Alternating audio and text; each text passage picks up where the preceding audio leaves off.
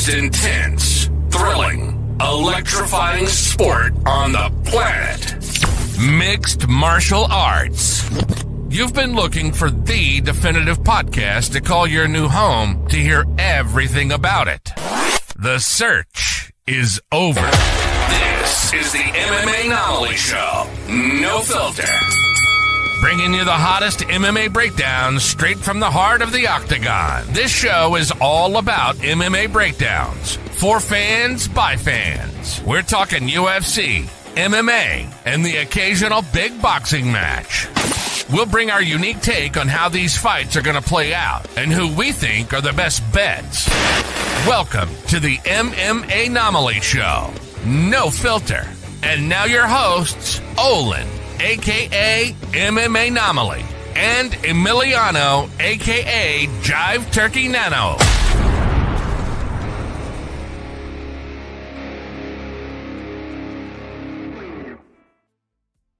What is up, fight fans? Welcome back to another episode of the MMAnomaly Show, No Filter. I'm your host, Olin, a.k.a. MMAnomaly, and with me, as usual, is the co-host with the most, Jive Turkey Nano. How are we doing, brother? Let's go. Great to see you, brother. Great to have you all here in the chat. Let us know where you're coming in from, but I'm doing great, man. Thank you for asking. I was reminiscing here, man. I'm trying to think what in the world can get me up before 7 a.m. on a Saturday, and it is violence, y'all. UFC, I was up and at 'em. I'm sure y'all were too if you're here. Let us know how you're feeling about them. We got Dix Insider in the chat. What it do, baby?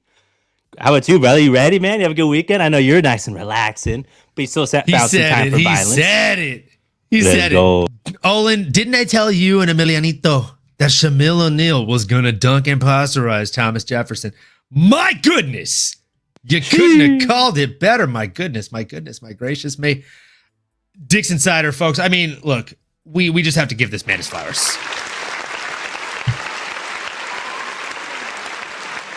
This is No Filter. We call it straight. We call it as we see it, folks. And with that being said, I'm just going to address the elephant in the room, or rather, I mean, the gold star in the room here right away. Because Dix Insider, as I said last week, I only got to place four bets, right? Because my bookie's out of town. Actually, don't know if I'll be able to place any bets this week, but I digress. We will see. But before then, we got to talk about the here. We got to talk about the now, folks. And the here and now is this. That's right, folks. Let me take off the banner at the bottom. Boom! So, this is what happened this week, folks. We turned 3.5 units into 4. It's not a huge winning, right? It's not a crazy winning. But it's still money in the bank, my boy Nano.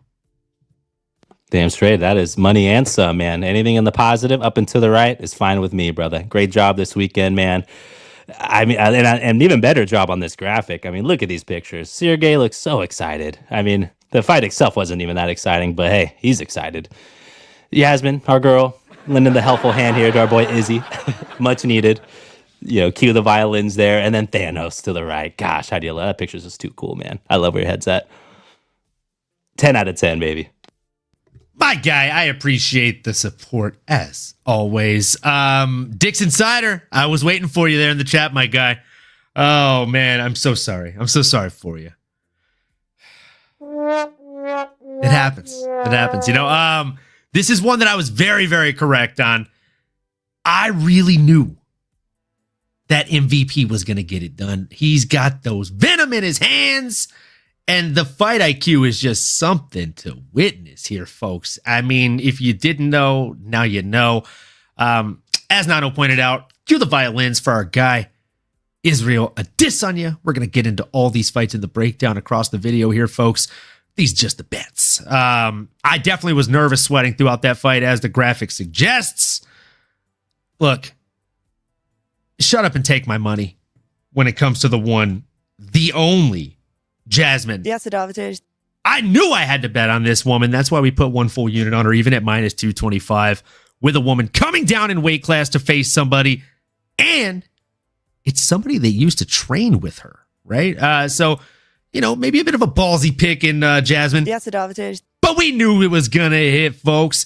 And then that brings me to the next one. We had Jairzinho Rosenstreich coming in against the one, the only, the Hammer himself, Sergei Pavlovich. People forgot this guy's a violent animal, and unfortunately, I'm starting to forget myself. Because what a snooze fest for that one. And again, we will get into all these fights moving into the bottom of the card starting now, folks. So with that being said, here we go. UFC Fight Night, Saudi Arabia, otherwise known as UFC Fight Night, Israel Adesanya versus Nassourdine Imavov.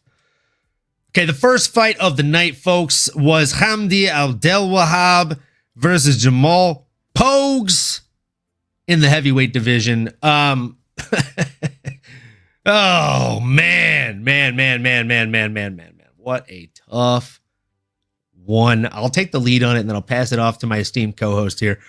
Hamdy Abdelwahab is somebody that I was very high on. I thought he was going to come out here and just dust up the floor with Jamal Pogues.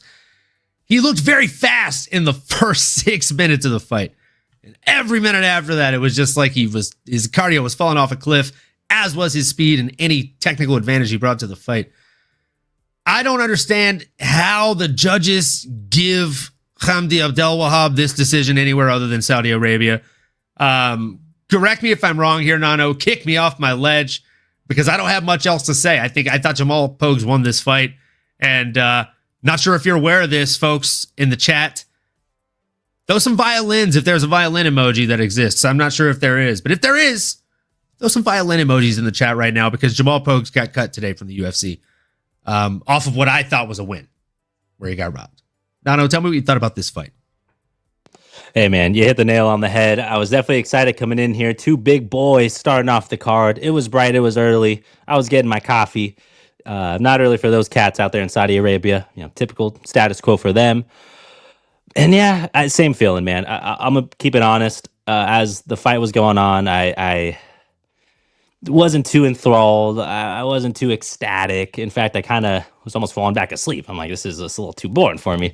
Not to discredit both of these guys. Hamdy came in, like you said, guns ablazing, but really fell off a cliff there. I don't know if it had to do something with that short camp. I think that was mentioned by Paul Felder and the team. Seems like a kind of a excuse here. I mean, these big boys aren't cutting a ton of weight. I understand you need a few weeks maybe to get in shape, but like we always say, stay ready and got to get ready. So I would have liked to see a little bit more. He still got the decision. All the social media backlash was that this was a robbery, that myself and a lot of the general public, maybe everyone outside of Saudi Arabia and the United Emirates or what have you, that side of the world. Let me just generalize it that way. Jamal looked great.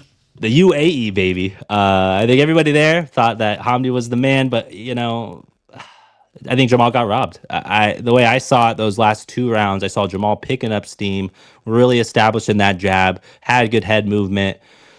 Maybe you give Hamdy that first one, but second and third to me felt like Jamal was running away with it. Striking differential was pretty close. I think that was maybe Jamal's one downside. You don't leave it to the judges, right? These things happen. You're in enemy territory, or it's an away game for you. You got to take care of business.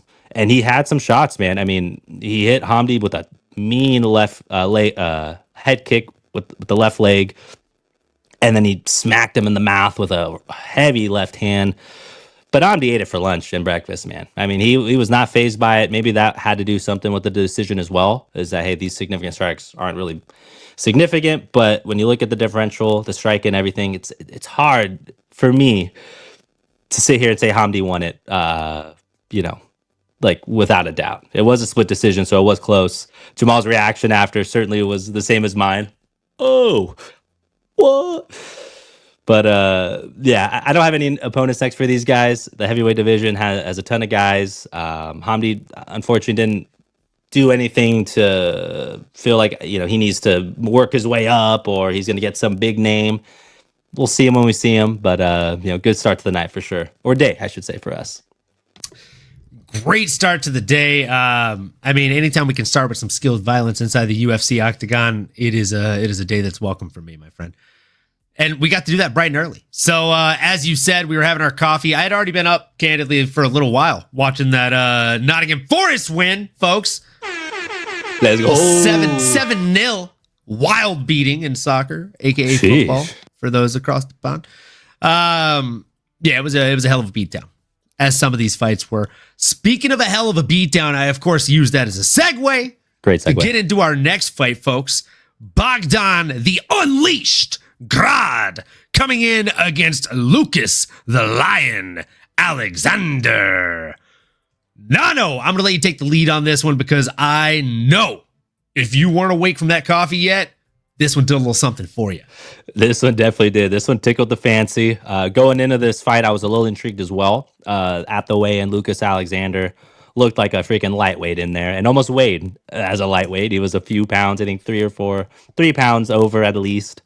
Not ideal. There was a size discrepancy. I mean, the dude's like 6 foot tall. So I was a little worried for my boy Bogdan. I was a little worried, but as soon as the bell rang, I mean, Bogdan looked good in there. He's absolutely stacked, shredded to the gills, and has all the skills. Not to rhyme too much there. But what really impressed me with Bogdan was his ability to adapt. I mean, the takedowns, the relentless pace, and then the shot selection when it came to some of that ground and pound. In that second round, Lucas Alexander threw like a lazy leg kick. He caught it, smacked him right in the mouth, kind of level changed, smacked him, clean as day, smooth like butter. And from there, it was really the end of it. His ground and pound was just too much for Lucas Alexander. I don't know if it was the weight. Again, another cardio issue. At this point, I'm like Googling if Saudi Arabia is in elevation. They're not. I mean, it's normal. They're like a little bit above sea level, but I was like, what's going on here? Why is everyone gassing out? I think just not being a pro. And unfortunately, I had an absolute savage in front of you in Bogdan Grad. I think most people would fade or look like they're in quicksand in there with a guy like that. So earned my respect. I mean, like I said, the shot selection and just his the ground and pound to finish it was just like, oh boy, you cue in the freaking Rocky Balboa gif. Throw the damn towel. Just throw the towel. Get him out of there, man. That's all I was thinking, brother. But talk to me, man. How did you feel about this Bogdan performance? Anything else stood out to you? I don't know if you have someone next for him. Featherweight division stacked, but they got another one here. Talk to me, man. Featherweight is absolutely stacked. And Nano, I've stated fake things before or things that are false, not on purpose. And of course, either the chat calls me out promptly or you do. And that's why we call it no filter, right? We're speaking off the top of the dome here. But I got to tell you, I did hear the commentary say that it is about 2,000 plus feet above sea level. So there is a little bit of elevation. And of course, when Paul Felder said that, Laura Sanko said, thank you for saying that because I got winded going up the stairs at the hotel. And I was wondering, like, come on, Laura, pull yourself together. What's wrong with me right now? So they are at a slight elevation, but again, 2,000 feet is not crazy. But we don't know where these people train. I don't anyways. Maybe you did the research. I certainly didn't for this Bogdan fight, Bogdan Grad.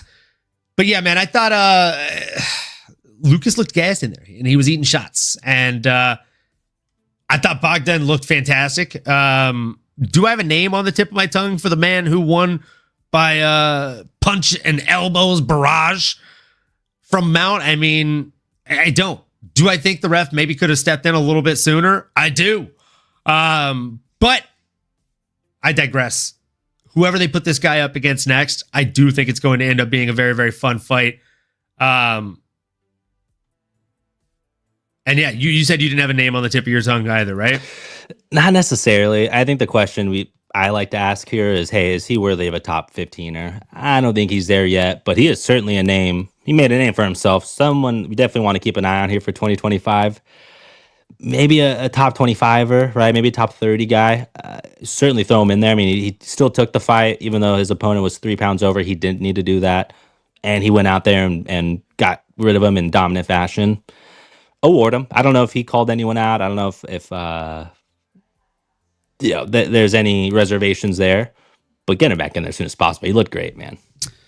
Let us know how y'all feeling in the chat if you got anyone too.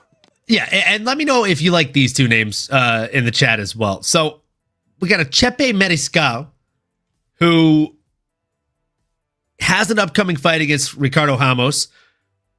Actually, just give him the loser of that fight. I think that'd be a really, really fun litmus test for him.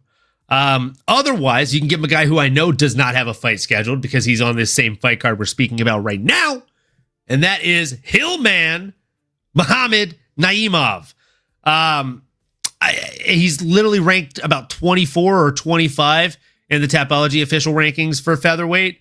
I think that'd be a fun matchup for him. I think it'd be a hell of a test, and I think either someone would get out-muscled and out-grappled, or someone would probably get knocked out in that fight.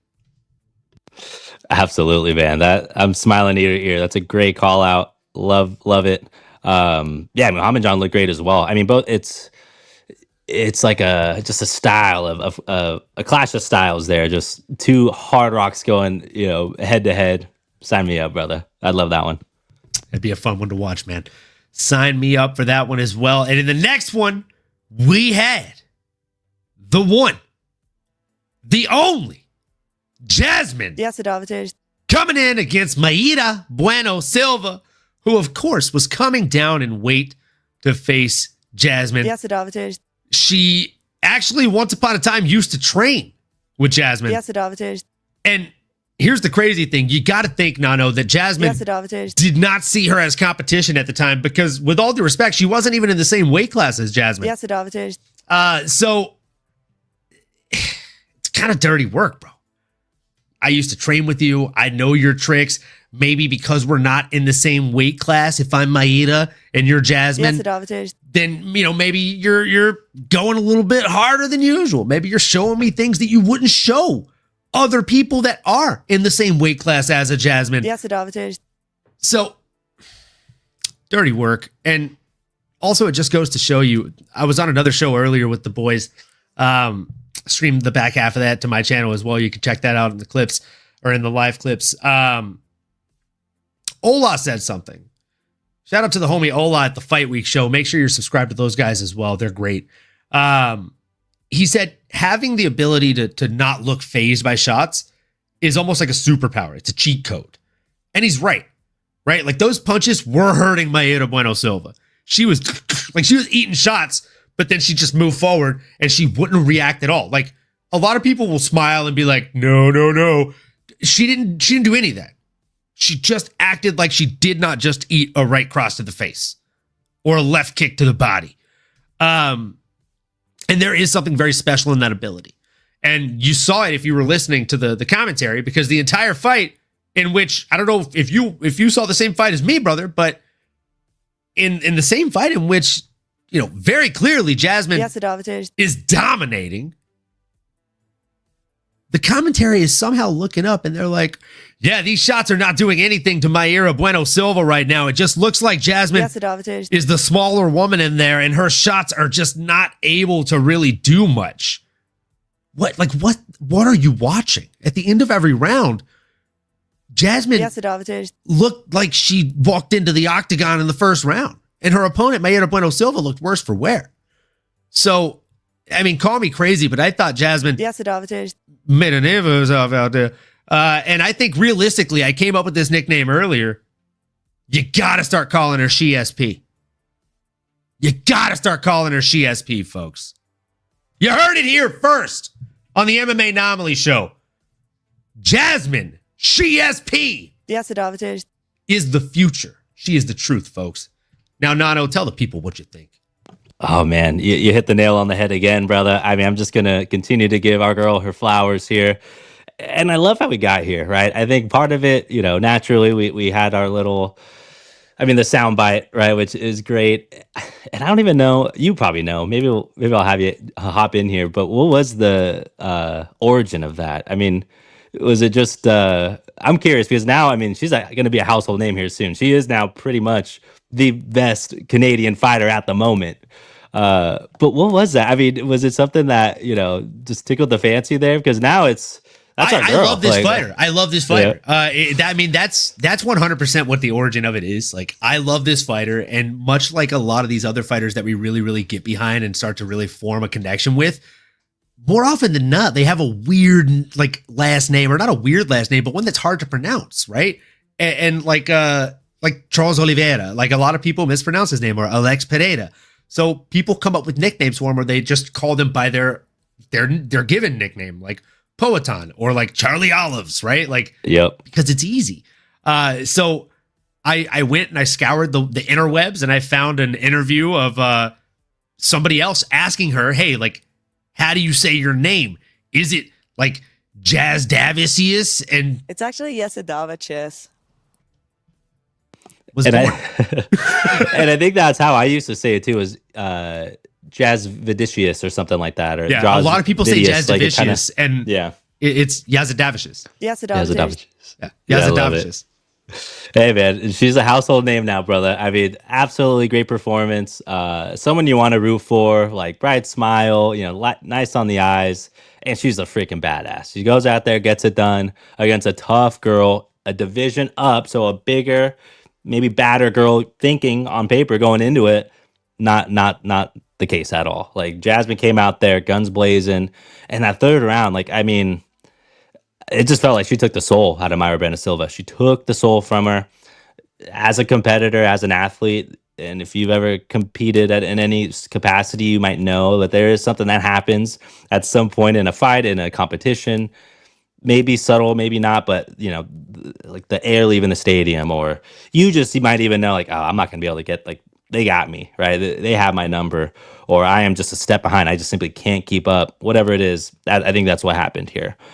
Mayra Bueno Silva maybe was not prepared. I think she got exposed. You look at her last two fights, she's getting thrown around, taken down, swimming like a fish out of water, unfortunately, from her back, which you assume these Brazilians have that jiu-jitsu background, but maybe we shouldn't just stereotype there. And we need to give Jasmine her flowers. Like, she is going out there and beating these women.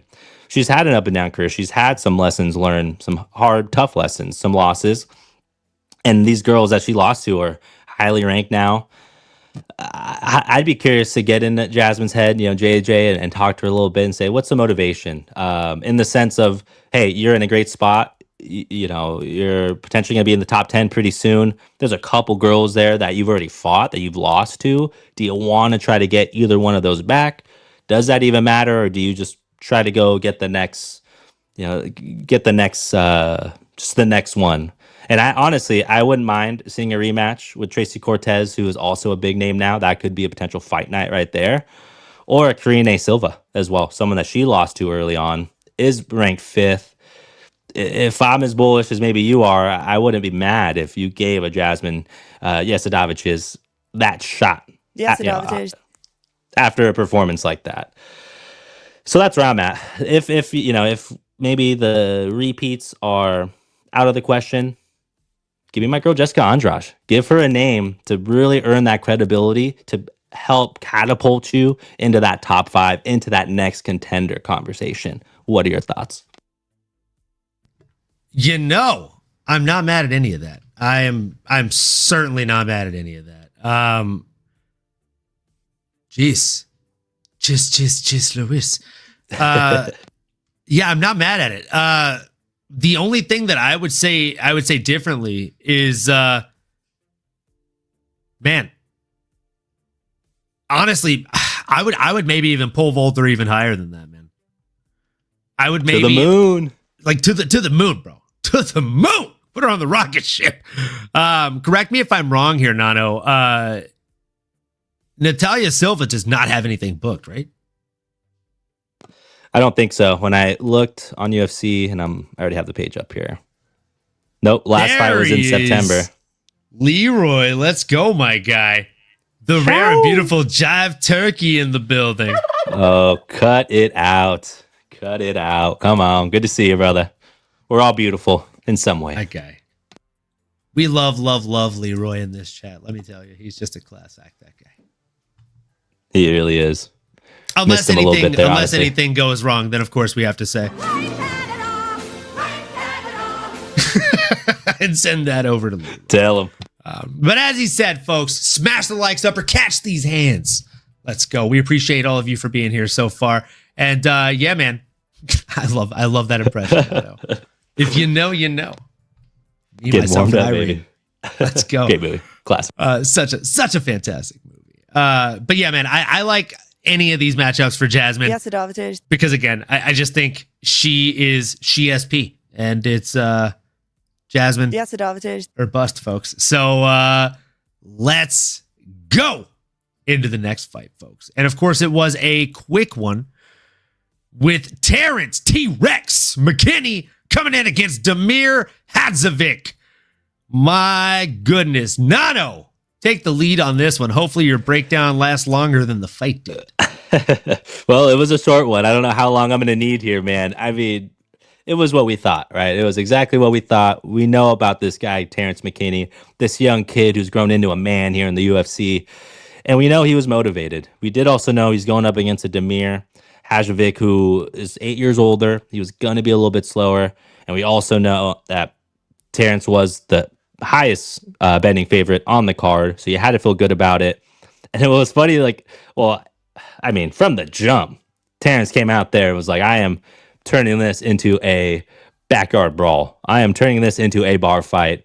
This is a world star-esque fight that we're about to see. I mean, there was nothing short of action the entire time. The leg kicks to the body, to the head.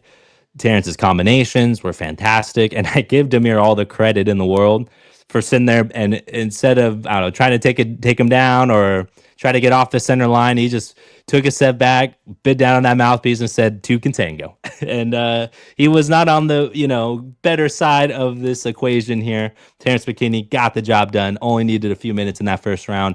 I do want to also give Terrence his flowers for, the ground game, getting into the choke, and then getting on top and landing some badass 12 by 6 elbows. We haven't seen a lot of them yet, but boy, were those effective.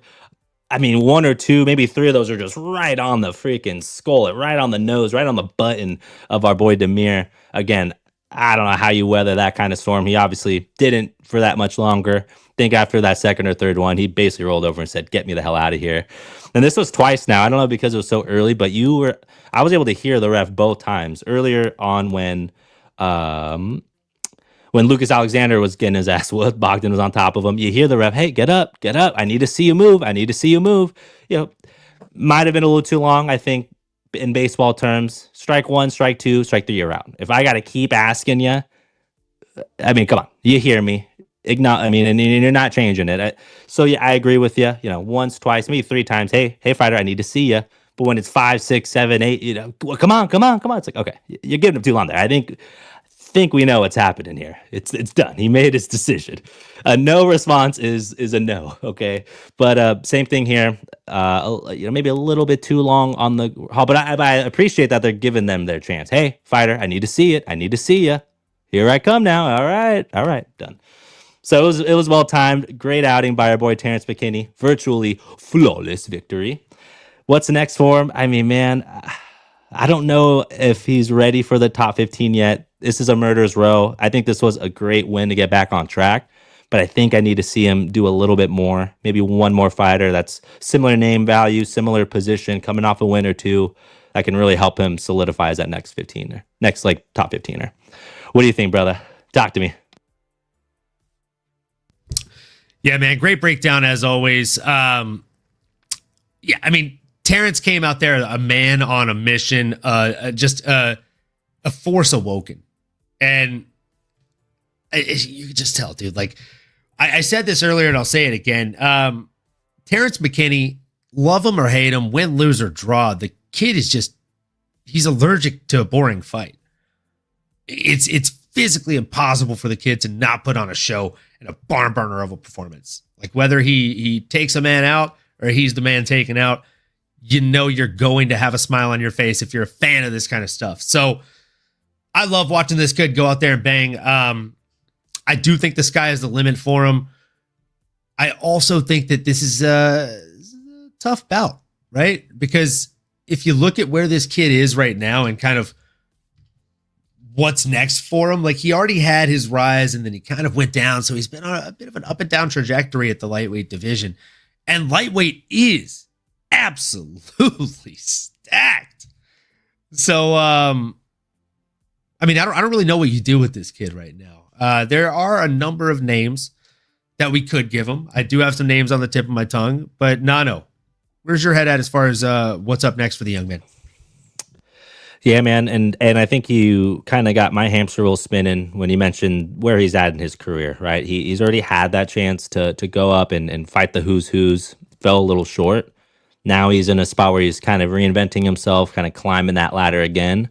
So I think someone that would make sense is probably someone else in a similar position. Maybe two guys that are scratching and clawing and trying to get back on the right side of things. I'm looking at someone that's only ranked a few spots ahead of him. He gave us one of the fights of the year last year. He's my boy. He's the golden boy. I'm talking about a Daniel Zellhuber. Big kid, what feels like a kind of a young, up and comer, similar to Terrence. I mean, they're both, well, he's 25, Terrence is 30, so Terrence somehow is the OG in that scenario, but I think that'd be a good one. Terrence might be a candidate for someone who would be willing to give the young buck a shot like he was once, way back when. I think I like that one, brother. I don't know how much higher I'd like to go, to your point. There's some absolute savages, dudes that are on win streaks, things like that. But that's a name.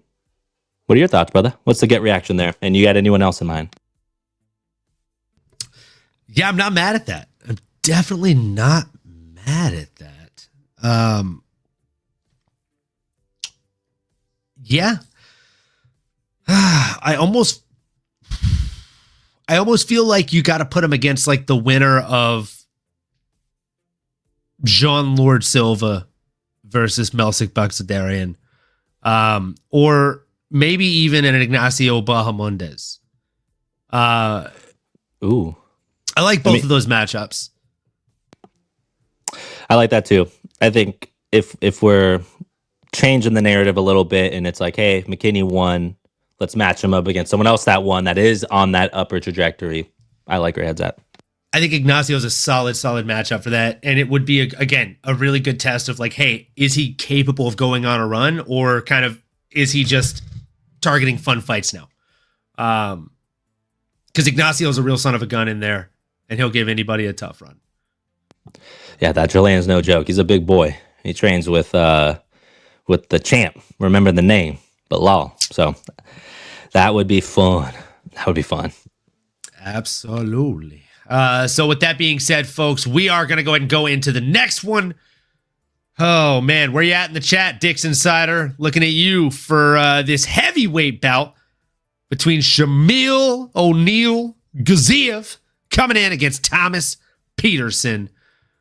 Oh, my goodness. 3 minutes and 12 seconds is all it takes for Shamil Gaziev to get it done.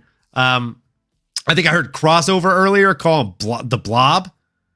And I've never heard that nickname myself for him, but got to be honest with you, the Blob might be a really, really great nickname for this guy because, my goodness, he just, I can't even think of a word. He just absorbs you. He just jumps on you and like a wet blanket, man. You just can't do anything against him. He's tough. He's strong, and he makes it look pretty easy out there, to be completely honest. Made Thomas Peterson shoot for a takedown.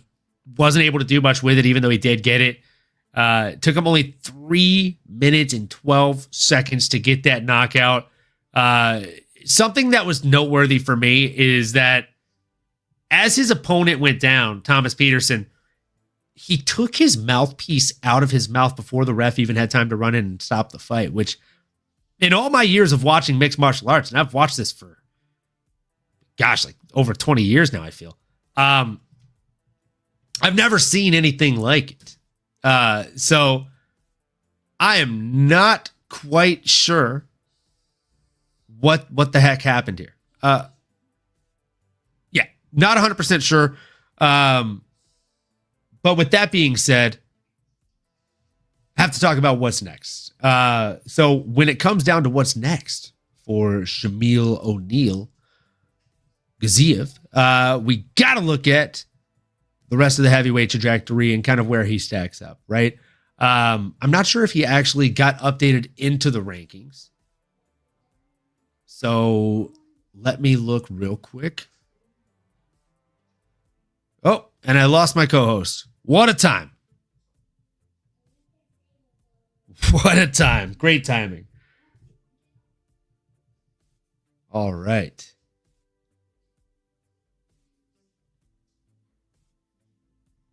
Sorry, guys. Looks like Nano is having technical difficulties here. He is going to hop back in just a moment. Give me just a moment, guys. Looks like Nano is back in the house. There he is. Oh.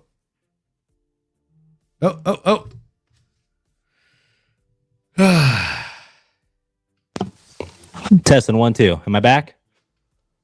Yes, you are back. Oh my goodness. You were going on a great spiel there, and all of a sudden I lost hearing.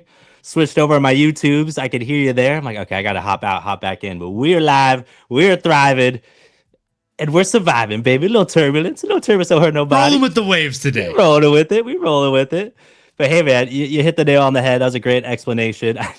Bad timing, but I did hear everything you were saying there. Great breakdown. Shamil's an absolute stud. The mouthpiece incident was definitely something there. But this one was funny, man. I felt like, the opponent here in Jordan Peterson was going out there and he looked good to start. I thought that he might have had a chance to maybe do the unthinkable. I said Jordan Peterson. My gosh, that's where my head's at on the YouTubes. Thomas Peterson here looked good to start. I thought, there may have been a path for him, but really, in saying that because he did get a takedown. But really, man, Shamil Gaziev is a problem. This guy looks like a machine. He is tough as nails. He is strong. And when he started to land those shots, I mean, Thomas did not know what to do with himself. I think his soul left his body. If you're a Marvel fan, it might have looked like, that Doctor Strange kind of hitting Spider-Man or the Hulk out of his body. And he's like astro projecting. I think that might have happened to our boy Thomas Peterson here. Shamil knocked the soul out of him.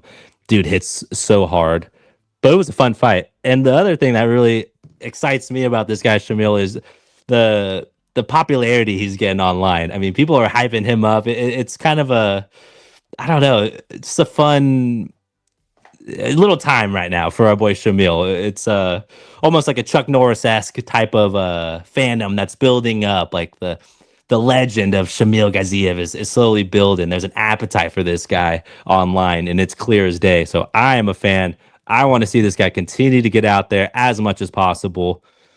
I don't know. I might have missed a little bit. I don't know if you said anybody that's who might be next for this Shamil. Do you have anyone top of mind or nah? So fun fact, if you go to Tapology.com and you look at the heavyweight rankings, Shamil Gaziev is currently ranked number 1 amongst Tapology fans. Proving my point exactly. You couldn't have segued me into that even better. And folks, we don't rehearse this. We don't discuss what each other's take is going to be on this stuff. So that's actually hilarious because I had in my notes to end with that. So with that being said, if John Jones doesn't fight in the next 6 months, Tom Aspinall versus Shamil Gaziev for the vacated heavyweight belt, folks. Let's go. I love it. I am not going to talk you off the ledge. I am going to be right there with you, locking arms, because I could not want that anymore. I think the fan uproar, the social media presence that he is garnering, Dana White is not going to ignore that, right? And let's be honest. I mean, do we think John Jones and Tom's going to happen? Because if not, I mean, really, unless John's like, hey, you're going to fight now. If not, let's get Tommy in there next week against this guy, Shamil. That's how excited I am. I don't want to see Tom Aspinall Sergei 2. I don't think he did enough for me to be as excited or enthralled to see that matchup. But it's Shamil right now. I mean, honestly, what does the UFC do? They supply oh shit moments and they put on the best fucking fights. I think Tommy and Shamil could be a fucking great fight. I mean, globally speaking, it's gonna do numbers. Violent wise, I mean, this guy Shamil's a tank, and he's got a skill set to him that's a little unique than some of these other guys. I would love to see it, brother. I am gonna continue to ride that train, and I think that train is an extended one just based on all the fans that are hopping on this hype train in Shamil. Why not, brother? That's all I have to say to that is why effing not? The hype is real. All aboard the hype train, folks. Yeah, I'm here for it, man. Shamil O'Neal Gaziv. I like this guy a lot. He's an absolute beast. It's crazy that the only dude that he lost to was Jairzinho Rosenstreich. So, I mean... Who just got cut. Who just got cut from the UFC. So, and we're going to get into that in just a moment, folks. But it's just wild to me. It's just wild to me. So with that being said, we got to jump into the main event of the prelims. It was Muhammad Naimov, a.k.a. Hillman, coming in against Kane O'Flea. Nano. What a fun fight. Kane O'Flea was not supposed to come in there and stand as much of a chance as he did on Saturday morning.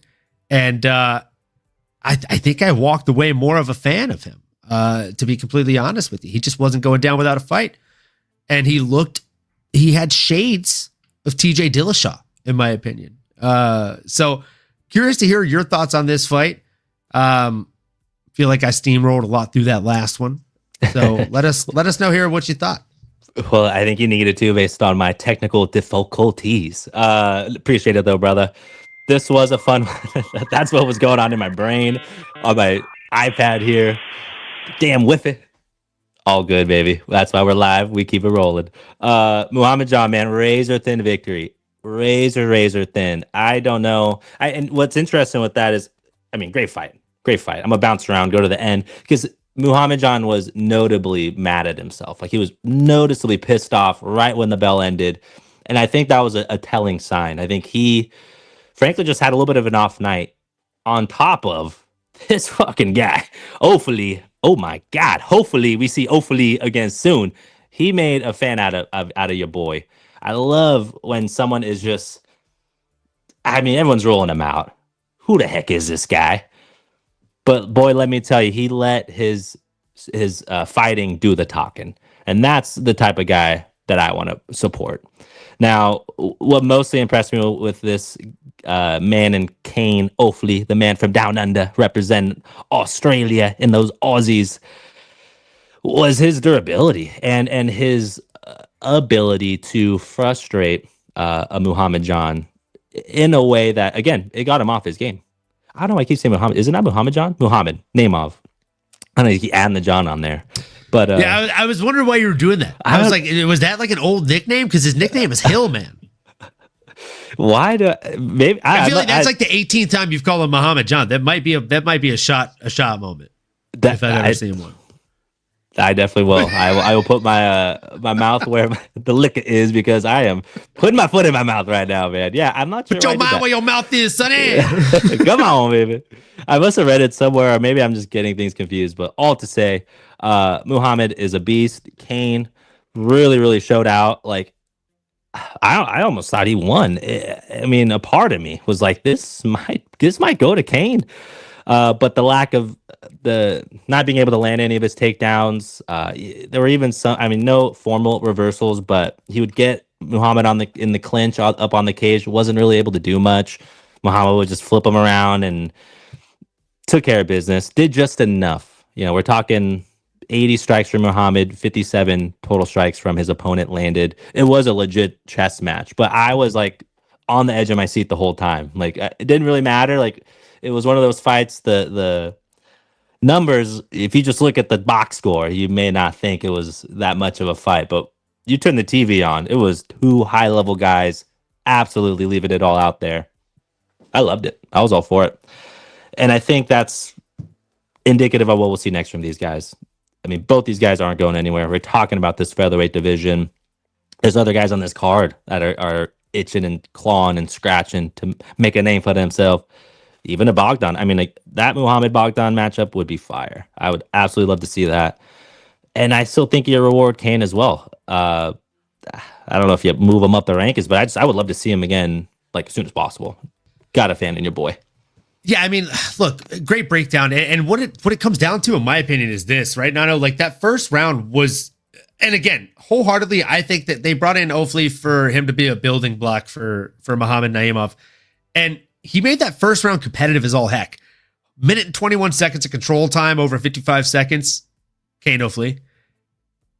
23 to 32 on total strikes, which, a little bit of a differential there, but only 11 to 14 when it comes to significant strikes. So Muhammad Naimov landed more strikes, landed the more significant strikes, but he also got controlled for almost 30 seconds more. And then you skip ahead to round 2, 2 minutes and 3 seconds of control time versus a minute and 16 seconds of control time. So again, Kane O'Flea had more control time here. You look at what happened in the strikes. Again, Muhammad Naimov outlanded him in volume 25 to 19. But if we go to significant strikes, Nano, Kane O'Flea got 11 out of 10. Or sorry, 11 to 10 over Muhammad Naimov. So he outscored him on significant strikes. With that paired with the 45 seconds extra control time, I gave round 2 to Kane. And then round 3, obviously, it's like Muhammad Naimov gave, or his corner gave him some secret juice or something in between rounds, because he came out in that last round and just started really putting it together. But even then, volume, right? He got 3 minutes, 25 seconds of control time. It's his only round that he actually got more control time than his opponent. And he outlanded him in volume, 22 compared to 15. But if we look at significant strikes in this one, it's another significant strike differential round that goes to Kane O'Flea. So Kane O'Flea outlanded him in significant strikes 2 out of 3 rounds and outcontrolled him in 2 out of 3 rounds. I'm not saying this is a robbery because I don't think it was a robbery at all. I think the right man won. But I'm saying this was a close fight, folks. This was a very, very close fight. So if you just look at it on paper, it can be very deceptive because you got to score these things at a round-by-round basis. And that last round, 3 minutes of control time that, with all due respect, Naimov didn't do a ton with, is what won him the fight. And on paper, looks really great. But if we break this down on a round-by-round basis, I mean, dude, very, very close. I could see a judge giving 2 out of 3 of those rounds to Kane O'Flea. With that being said, I've already made my match for what should be next for Muhammad Naimov. I think it should be the man we've already spoken about, folks. Bogdan Grad. I just think these two match up extremely well against one another. Both up-and-comers, both fire fight styles, and just both extremely, extremely fun. So with that being said, folks, we are going to make our way into the main card, and me and Nano are going to pour up a shot in respect for this man that he has been calling Muhammad John for the last week. Got to put some respect on the name. You're absolutely right. And can we just give it up for Nano with like the most adorable shot glass in the world? It's got like a little handle on it. He's doing the pinky out because you already know when in doubt, You could really pinky out. Damn straight. I'm classy. Yeah, I don't know. I don't think this is an espresso cup. It's so small. I think this is a designated shot cup. It's for sure. It's for sure. That's what it's made for. Espresso, shot cup. I mean, they hold the same volume. So same, but different, perfect. But still same. Anyways, if you are tuned in, folks, there's a handful of you in here, 15 right now. We appreciate each and every one of you. If you drink, raise one up with us. If you don't, raise up your water cup and do a shot of water instead. But either way, take a sip of whatever you're drinking with us because we appreciate you. Cheers to you. Salud. Great to have y'all.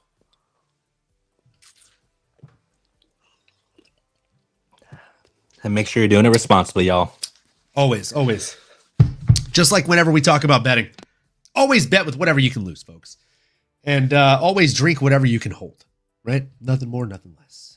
So, with that being said, crossover. What's up, boys? Just leaving the gym and had to tap in on the drive home, my guy. Hey, let's get it. I hope you got a great pump in. Hope you had a hell of a workout. And hope you are looking forward to doing some tape study and getting ready for these upcoming fights this weekend because it's going to be a banger of a card. Let's go.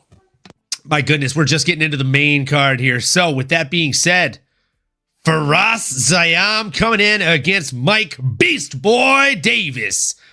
Well, Faraz Zayam's nickname is the Smile Killer, and I think he's exactly that, folks. He is the killer of smiles. He is the killer of dreams. He is a man that beats people down and turns them into memes. The dude is an absolute beast, and this fight was an absolute showcasing of that, folks. I said it on last week's show. I know that there were people against me on this one. They thought the grappling of Mike Davis was going to be just simply too much. He was going to have this forward pressure style that was going to prove to be too much, but I digress. It's simply not the case. It simply was not the case. Faraz Zayam, he showed that he has actually made vast improvements in the game. The grappling, dare I say, looked really, really good. He went in there against Mike Davis, who was supposed to go out there and out-grapple him, and he got 7 minutes and 11 seconds of control time over Mike Davis, who only managed to get 3 minutes and 59 seconds of his own control time in that. Man, the closest round of this fight, in my opinion, was probably round number 1. And in that one, literally doubled up on significant strikes and total strikes, did Firas Zayyam, right? 16-8, 20-10. And then in round number 2, he doubled up on the control time as well, right? Then he landed 23 compared to 8 total strikes, 10-6 on significant strikes. Round number 3, bit closer on the strike differential there, but I mean, when a man is controlling you for 3 minutes and 17 seconds out of a 5-minute round, get lost, kid, you lost. It was a great fight and a great look for Firas Zayyam. A lot of times people come out here and they want to see the crazy finish. Everybody wants to see the knockout, right? But, we can't always get that. But this is a really close second for me, okay? Like, if you want to see a sub, that's fine. I like subs too. But I also like grindy decisions where people are just going back and forth, gritting it out. And the cuts that Mike Davis had, like I wish I had a squirt sound effect because, my goodness, he was squirting, folks. Oh, man. Oh, good Lord. I feel like I'm squirting too much with excitement right now, Nano. I need you to kick me off this soapbox. I need you to take over and tell the people how this fight made you feel. Damn straight. And speaking of squirts, remind me to tell you what happened to me last night. It was no bueno. But I digress. Yes, it is exactly how it sounds. It was a bad one. First time in my life. It was crazy. I digress. Firas Zayyam, the smile killer, went out there and beat Beast Boy with a smile. It was a fun fight, brother. I think the big takeaway for me was, I guess I was a little confused by Mike Davis's game plan. They were mentioning that, and like Lauren Sanko was talking about how he's a great grappler and how he's got great striking and he's this tough son of a gun. But it did just feel like, he literally pulled guard multiple times. I was trying to make sense of, what's the goal here? What are we looking to do? And once they really started, once they went horizontal and they started fighting there, my takeaway was, okay, Mike Davis was probably correct in trying to keep the fight there, as opposed to just making it a puncher's fest with a guy in a Firas Zayyam who has a fantastic clinch game, who is always looking for a finish, and he has the hands that back it up as well. Mike Davis too, but no one, who wants to get in a firefight all the time, right? You try to take the road with the least amount of friction. I think that's what Mike Davis was trying to do. And there were some close moments. Firas Zayyam almost lost a freaking limb in there. I wish we would have found the still image of the position his freaking leg was in. I kid you not. His heel was at his hip. The heel of his foot was at his hip. It was his leg was doing a V to the side. A literal V shape. I don't know how else to describe this. It looked like he tore every ligament in his freaking leg. But what does he do after the fight? I'm fine. I'm okay. And boy, you are made of rubber, because that was absolutely insane. Again, you weathered the storm. You avoided injuries, and you were tough enough, and you dug deep to get a win over a badass Mike Davis, who, again, I just don't think that was his best outing, personally. I think we could have seen a little bit more from him. It was a calf slicer, just a heads up. Sorry, I don't know if you know what it's called, but it was a calf slicer. It's a known thing. It's one of the top 5 leg locks most Brazilian Jiu-Jitsu people say you need to know. And if you leg lock a fucking white belt, go fuck yourself. You suck. Okay? Don't do that. Don't ever do that. Sorry. PSA. No, I did that, brother. I did that. I was drowning trying to figure out what it is. Don't ever do that. It's a calf slicer, and it's disgusting. And the fact that man did not tap and or snap, it's just baffling, bro. Crazy. Yeah, it doesn't make sense. Defies. I puked in my mouth 3 times during that exchange. It was pretty bad. the image, and it was like it felt like it was there for a while too. I don't know how he got out of it, but shout out to Fares Zaim for weathering the storm. Two big wins, two big names back to back here for a Fares, this Frenchman. Do you have a name top of mind? I'm going to quickly look here again because you put him against anyone, I'm going to watch. That's where I'm at with this guy. What are you thinking, brother? Man. When it comes to Fares Zaim, he is one of these guys. He's one of these guys, you know what I'm saying? Where I feel like the sky is genuinely the limit for him. He has shown vast improvements in his game. He's on one hell of a trajectory. And I do have some names on the tip of my tongue here. I would like to see him fight Jalen Turner. I think that fight makes a lot of sense. Jalen Turner's coming off a loss to Hinato Money Moicano, and he needs a fight. He hasn't fought since April of last year, so it's been some time, right? He's overdue for a fight, and ring rust is a very real thing, as we know. That's the biggest name on the tip of my tongue. Other than that, I mean, Joel Alvarez makes a lot of sense to me. I don't think he has anything slated either. I actually didn't look that up. I'm not seeing anything. He fought pretty recently, so I don't think there's anything on the horizon. Yeah, no, he doesn't have anything scheduled, I think. Yeah, he beat Drakkar back in December. Yeah. And I think, did he mention going up a weight class, or was he just... I'm curious. I mean, he's ranked. So hold on. We got some for a phrase. Got some cash money. It's like stature wise, or just matchup wise. I love it. Bro. I think. Are you seeing this in the chat? Because according to Tapology, Fares, the Smile Killer, is ranked 17th. I don't think he's this guy on can hear a five-fight win streak. Hasn't lost since 2022. Can you hear me? S-Dog is in the chat here. Shout out S-Dog. What up, brother? You know what time it is. Sparky. You know the vibes. Fazeev or Fazev, as he put it here in the chat. I like it. I like it a lot, brother. Rafael Adaman Fazeev coming off a couple losses, but they're against two badass mofos. I'd love to see that. I'd be curious to know the health of a Fazeev. Has not fought since 2023. How is the leg doing?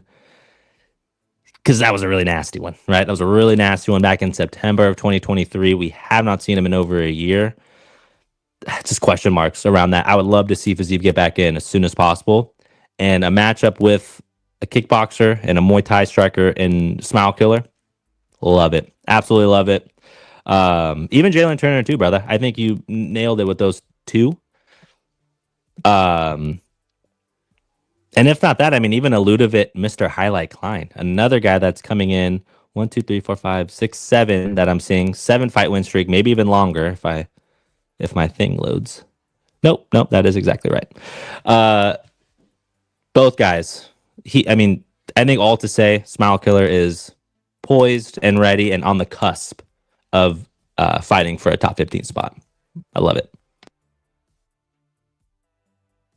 All right, folks, you heard it. And I gotta say, doubling down on my guy S-Dog's MMA talk here, folks. If you're not already subscribed to this, man, make sure you drop a subscription over at S-Dog's MMA talk on YouTube and also on Twitter, obviously, folks. So bring it on in as we move on in to the next fight, and that one is arguably one of the best fights of the night here, folks. We're talking about a Vinicius Oliveira coming in against Said Nurmagomedov in the bantamweight division. I'm going to take the lead on this one as my guy Nano figures out these audio issues. Folks, Said Nurmagomedov is a Nurmagomedov, right? He's a Nurmagomedov. He's a different Nurmagomedov than that one, but he's still a Nurmagomedov nonetheless. I said that I thought he was the safer bet, right? But we love an underdog on this show. So I had to bet on the underdog. I'm doing a little competition over on at the Fight Week show. You know, shout out Leroy for running the point system on that. One of many competitions we're doing this year, folks. feel like I'm on dial-up with how many competitions I'm doing here, folks. But I digress. We're doing this one, and the way it works is you got to pick some underdogs, and you got to pick a dog of the week. This man was not my dog of the week, but he was one of my dogs. You know I'm talking about a Vinicius Oliveira. And look, this guy's just an absolute monster of a man. If you do not put him away in the first 5 to 7 minutes, he will beat you. He will win the fight. It's simply a fact, right? In this fight, in the first 5 minutes of the fight, Saeed was just crushing it. He was doing everything correct. He was moving forward with ill intent. He was landing the bigger shots. And I almost, in hindsight, I'm going to go back and watch this fight after this, probably, now that I'm thinking about it, because maybe Vinicius was letting him kind of pour it on to an extent, yeah? But after that, speaking of pouring it on, looks like my guy's pouring something out right now. Hello. For the little party foul there, you know what I'm saying? He had to shut it down so that he could start it up. You know what I'm saying? Let's go. So, folks, look, I'm gonna pour one up too because we have to for this fight because we were on Saeed. He didn't win, but just like we hedge our bets in the real world, in this other competition I'm doing, I hedged my bets, right? I told you guys Saeed, but I picked one of my 3 dogs to be good old Vinicius Vicious Oliveira, a.k.a. Vinny Olives. No relation to Charlie Olives. Folks, this was a hell of a fight, and this is going to be a hell of a shot. I'm excited about it, and I hope you guys are too. Nano, you do the cheers. Absolutely, I will. Appreciate you, brother. Great to have you, and thank you all for joining in and kicking it with us here. You could be anywhere in the world, but you decided to be here with us right here, right now, or whenever you're listening to it, and for that, we appreciate you, and we want to remind you to go out there, live life to the fullest. Tomorrow's not guaranteed. We live in the present. Let's make it a gift. Live with happiness. And most importantly, as we do around here, enjoy your violence and enjoy all the labor of work that you do. And let's enjoy that we're breathing, baby, and that we're here in this universe right here, right now. Cheers to you, me, and all of our loved ones. Salud. Oh, smooth like butter, baby.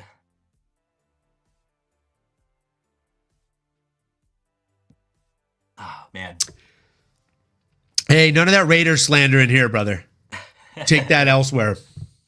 Hey, man, it's one nation over here. That's out. Come on. I know we're both in the AFC. Plenty to go around. I like them Texans. You got my boy Joe Mixon. I played against him in high school. So for that, I'm going to say go blue or whatever y'all say over there.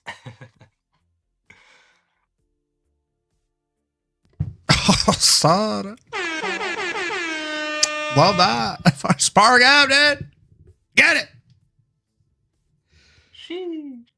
No. Tell us, man, in this Vinicius Oliveira fight, what were your thoughts? And then I'll let you take the lead on what's next as well, my friend. Appreciate it, brother. Yeah, this was a banger of a fight. It left no stone unturned. It was obvious fight of the night. And my big takeaways was, I think you mentioned it, brother. It felt like Vinicius was playing a little bit of chess. I think that Nurmagomedov knows that Vinicius is a quick starter. He's someone that is going out there and actively looking for the finish. So much so that he might potentially gas himself out or will blitz or just go all in or go home. And most times it's been working out for him.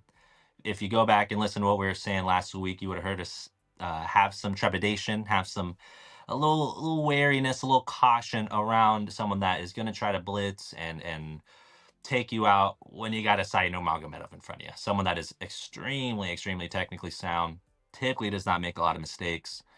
And before this fight, I mean, I've really never seen him lose any steam. But yet here we are. And that's exactly where we found ourselves. Probably halfway through that second round, it was like, oh, wait, something's off here.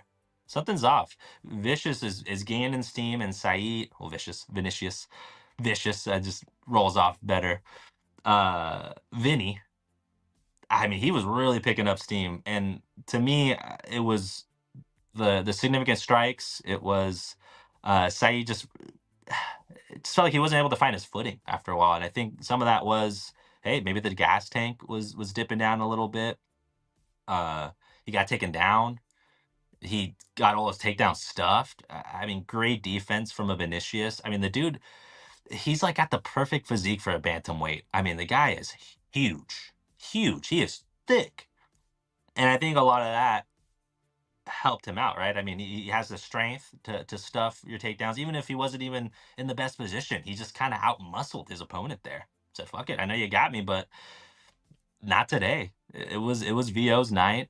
Vinny went out there, got it done. I was really, really impressed. And I happily did the shot there, got a good speech out, but also, we're men of our word, and this was a nail biter. Saeed had his opportunities. He technically outlanded his opponent by 1 strike, not much. But the 1 for 9 in takedowns, I'm sure he did not expect that. And once maybe your bread and butter, if I'm a fastball pitcher and my fastball ain't working, I'm not going to feel that great throwing changeups and sinkers all day. Some bad's bound to happen. And I think that's what we ended up seeing. What's next for our boy Vinicius? Anybody and everybody. In my opinion, I mean, after getting a win over Saeed Nurmagomedov, really any Nurmagomedov, honestly, I think it definitely begs the question of where's the ceiling for this guy? How good can he be? Currently ranked 12th, I believe, here on Tapology. I don't like seeing Brazilian on Brazilian violence, so I don't know if a Jose Aldo is the right matchup for a Vinicius Lockdog at this time. But maybe another guy that... Hold on. Did you just say Lockdog? Loke? Oh my gosh. Have you not seen the movie? Don't be a menace to South Central while drinking your gin and juice. Oh, I mean, don't be a 1996 classic. That is a banger. Folks, talking about Lockdog. Do we have a problem? Okay. Bro, it's Lockdog. Come on. I'm sorry. I gotta call you on that one, bro. I'm almost about to make you do another shot off that. Come on, kid. I reckon I'm Loke gonna dog. have to. I reckon I'm gonna have to. I drank 4 Locos. I mean, how did I not know Loke? Brother. The lock. Brother. I'm about to seriously. Yeah, on that note, I'm overdue for a rewatch of that movie. That's one of them classics. Oh, that's a banger. Oh, that is an absolute banger. I love it, brother. Loke. My boy Loke dog over here. I'd love to see him fight against Amari Batista, potentially. On a win streak. He's got that 8 number next to him.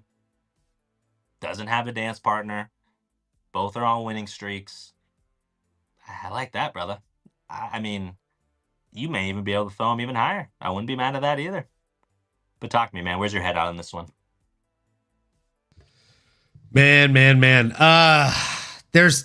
There's honestly a number of directions that you could take this, because Vinicius he has potential to be a rising star in the UFC, in my opinion here. It just depends on kind of where do you want to pole vault him? How high up do you want to move him? And do you want to take the risk, as we like to call it on this show, of hitting him with the Icarus effect? Right? Like, because if we move him up too far too fast, you risk burning those wings and watching him plummet right back down towards the sun. For those of you that know Greek mythology, you know Icarus. For those of you that don't, you better go get a book, folks. Oh, man. Look, there's a lot of fights that I like for this guy. And I'm going to be a little bit bullish here. Okay? Because realistically, as far as Tapology is concerned, he's sitting at number 12.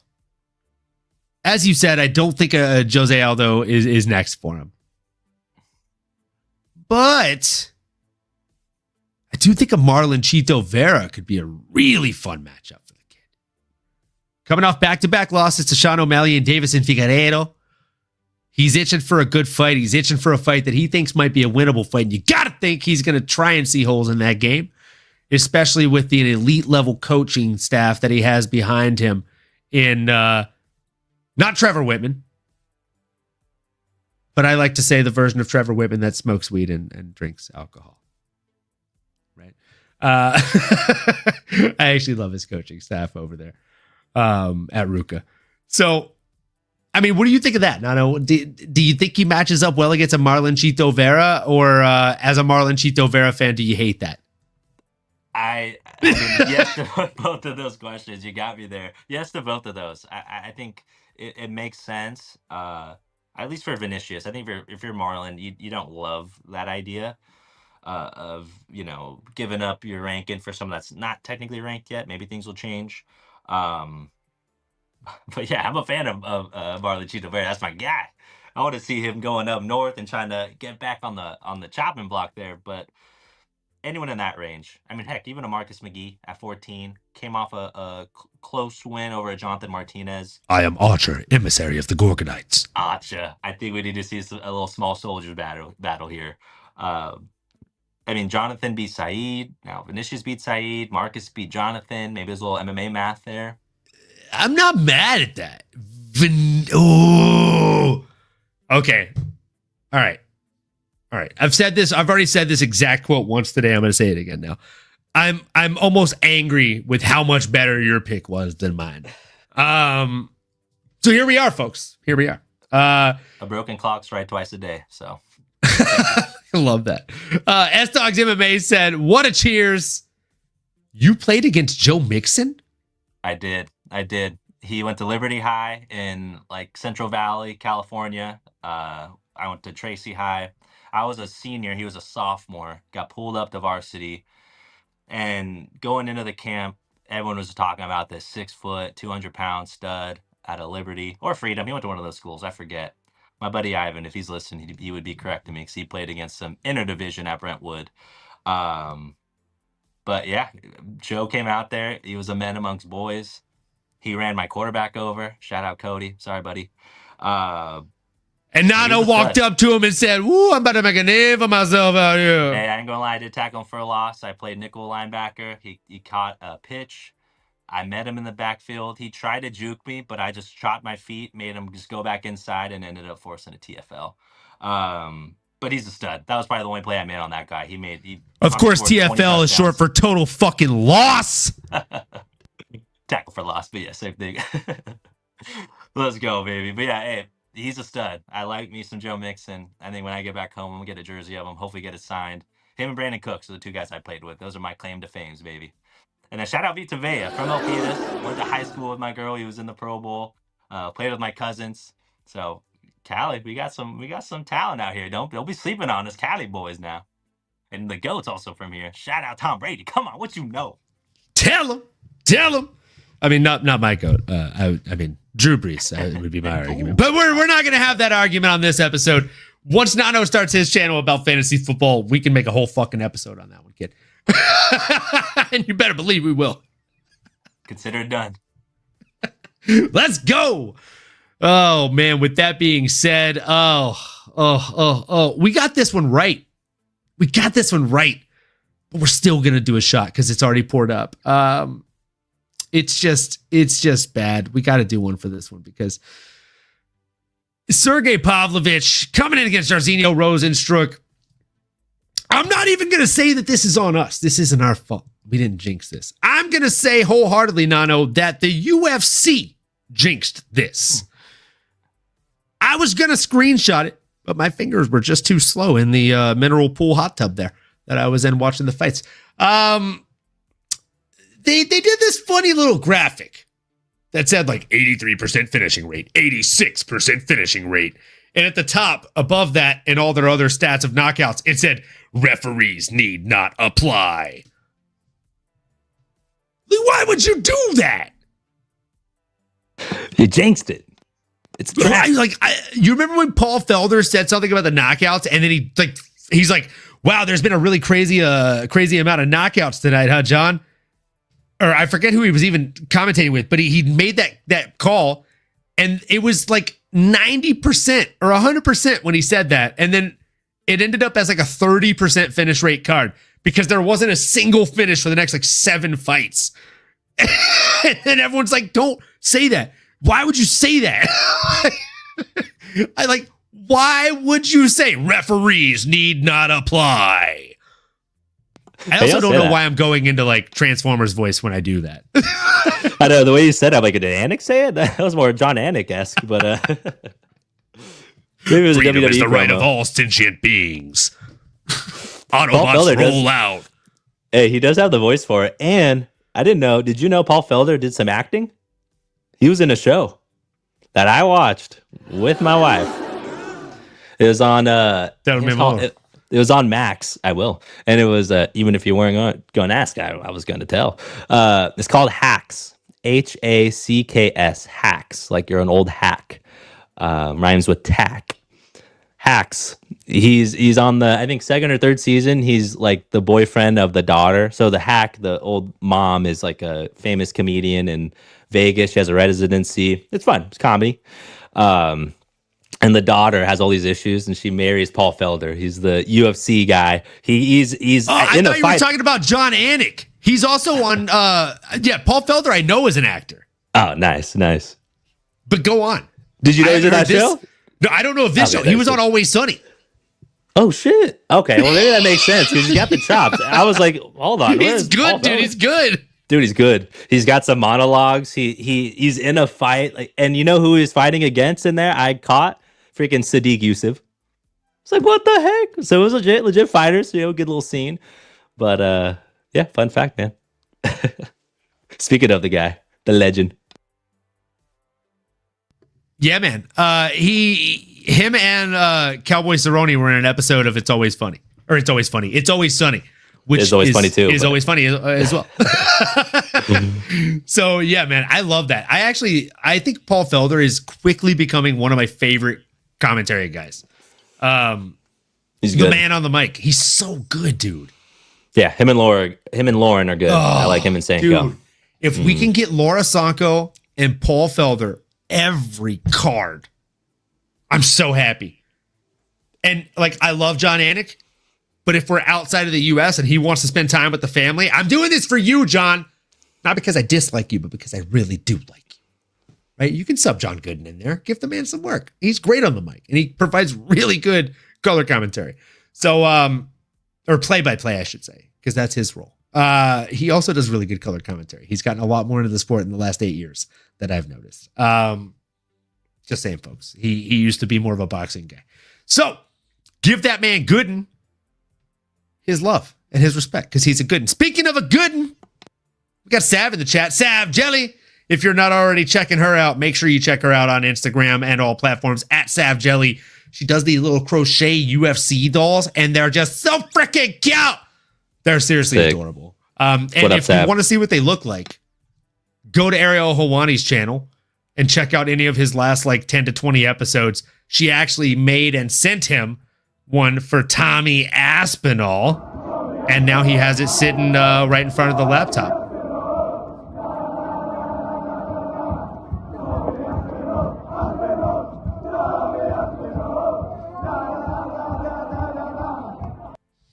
Fire.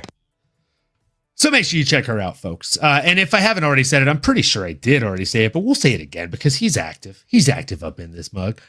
Folks, check out S-Dog's MMA talk. Please. He said, what a cheers. Psh, what a guy. What a channel. And what a dog. S-Dogs MMA talk. And make sure you spell it right. D-A-W-G. Folks, drop that man a like. Drop that man a sub. And make sure you do the same for Sav Jelly. Now we move on forward into this fight. Oh, I have my shot poured up. We have to talk about this fight. I didn't even want to talk about it, but we're going to talk about it. I think we need the shot to talk about it. That's how rough it was. We do. We're going to do it before we even talk about the fight because it's a tough one, folks. It's a tough pill to swallow. It's a tough one. Sergei Pavlovich, referees need not apply. Optimus Prime. Folks, if you're still tuning in, we appreciate you. There's over 20 of you at this point, so the numbers are growing. Unlike the excitement for us to talk about this fight, make sure you hit the like, the comment, the subscribe button, and smash that bell for notifications if you haven't already. If you drink with us. If you don't, we still appreciate you. Maybe do a little sippy sip of water and or a sip of soda. Whatever you drink that. Be happy. We appreciate you for being here, folks. Cheers to you. Salud. Not cheers to this fight, though. Oh, man. This one Tell me how tested this us, fight made didn't you it? feel, bro. Well, honestly, I think maybe we're still correct in that judges were not needed because it didn't feel like a sanctioned fight. It felt like a sparring match. And I think maybe that's why I believe they have trained before. So I think that might be what happened here. I think they thought that there was a sparring match. So there's a couple of blokes just, just shooting the shit. Testing out. But can we say like you can't use that as an excuse? Because I feel like everybody in heavyweight has been doing that lately. I mean, there's only so many heavyweights. You're not going to go beat up some middleweight. So, yeah, you got to train with the big boys. That's how it works, right? There's only so many of you. Unless you're Tom Aspinall, then you train with middleweights and you're faster than everybody else in your division. Yeah, or you're just special enough with your hands to train with a Tyson Fury. And, I mean, really become a boxing prodigy, learning from one of the best ever.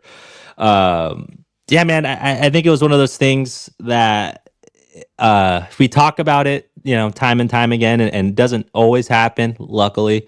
But unfortunately, this was one of those where two big strikers kind of nullify each other, and it ends up doing this double positive or double negative magnet where we're fighting from a distance. They just were not really able to get close.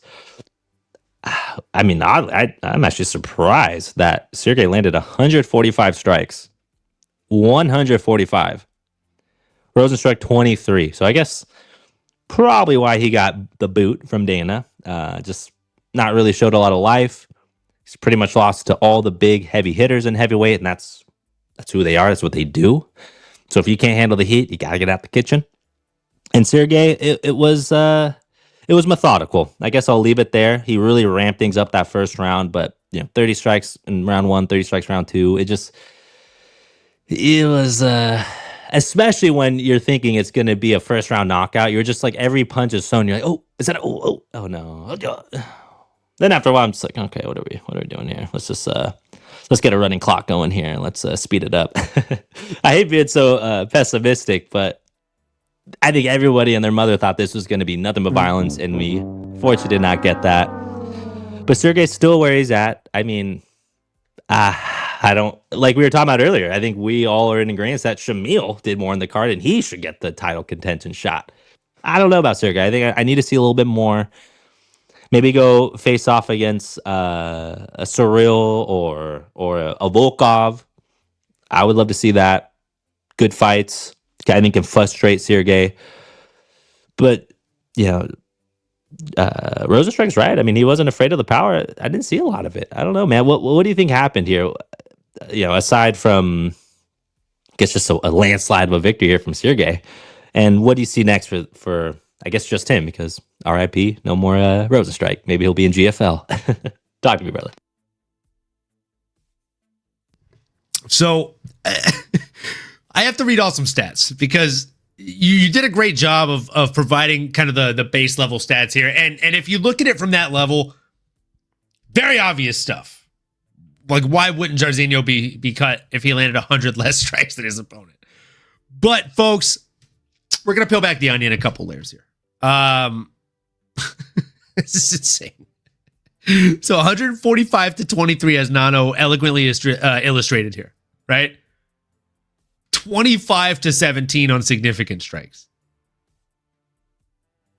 So every single strike just about that was landed by Jairzinho, right? So like 17 out of 23. So like 80, 90%, right? High 80s was significant.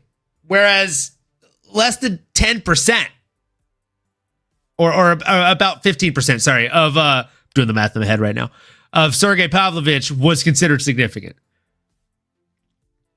Now, let me point out something else to you guys that is probably the craziest thing about this fight. Now, Nano, if I told you there were 125 strikes landed in a fight, Nano, I saw a heavyweight fight this weekend, and let me tell you, dude, this Russian guy, he landed 125 strikes across 15 minutes. Banger. You have no argument, right? Like, if one guy landed 125 strikes, you're thinking he probably killed the guy. And then I show you him, like, shadow boxing on the beach, doing crazy shit. Like, he's like, well, you're like, whoa, oh my God, I gotta see this fight. He probably killed the guy. And then you watch the fight and you're like, what the fuck is this? Why would he tell me to watch this fight? The last fight he told me to watch was Thug Rose versus Cookie Monster Part 2. What happened there? I feel like this guy hates me. No, but with all due respect, like, there were strikes landed in this fight. But, I mean, the best comparison I can make about this is, like, if you've ever watched, like, America's Best Dance Crew, one of my favorite shows I wish would make a comeback, right? It used to come on MTV. It's where Jabberwockies came from. If you don't know, now you know. And a lot of the judges used to constantly give the critique, like, it felt like a lot of time was wasted. You'd do a dance move, and then you'd go to one part of the stage, and you'd pose. And then you'd hit a dance move, and then you'd go to one part of the stage, and then you'd pose. That's what this fight felt like. It felt like a lot of time was wasted. Now, why am I going on this long-winded tale to tell you this? Because of this, folks. Sergei Pavlovich, he had 6 minutes and 17 seconds of control time. Nano, of 125 strikes, without Googling anything, I want you to tell me straight up, off memory, and this is going to be amazing, just throw out a percentage. 6 minutes and 17 seconds out of a 15-minute fight, how high of a percentage of those strikes do you think were grounded strikes? Oh, 85%, 90? Zero. Oh no. Oh no. Not a single ground, not a single pound. 0%. Unless UFCstats.com is wrong. 0%. And I literally, when I looked at the stats on Google, when I looked at the stats on UFC.com, I'm like, why was I so bored watching that fight? 150 strikes landed in a heavyweight fight. That's not bad at all. Like, the last exciting heavyweight fight that I saw, there was like 15 strikes landed. Shout out Charlton Almeida.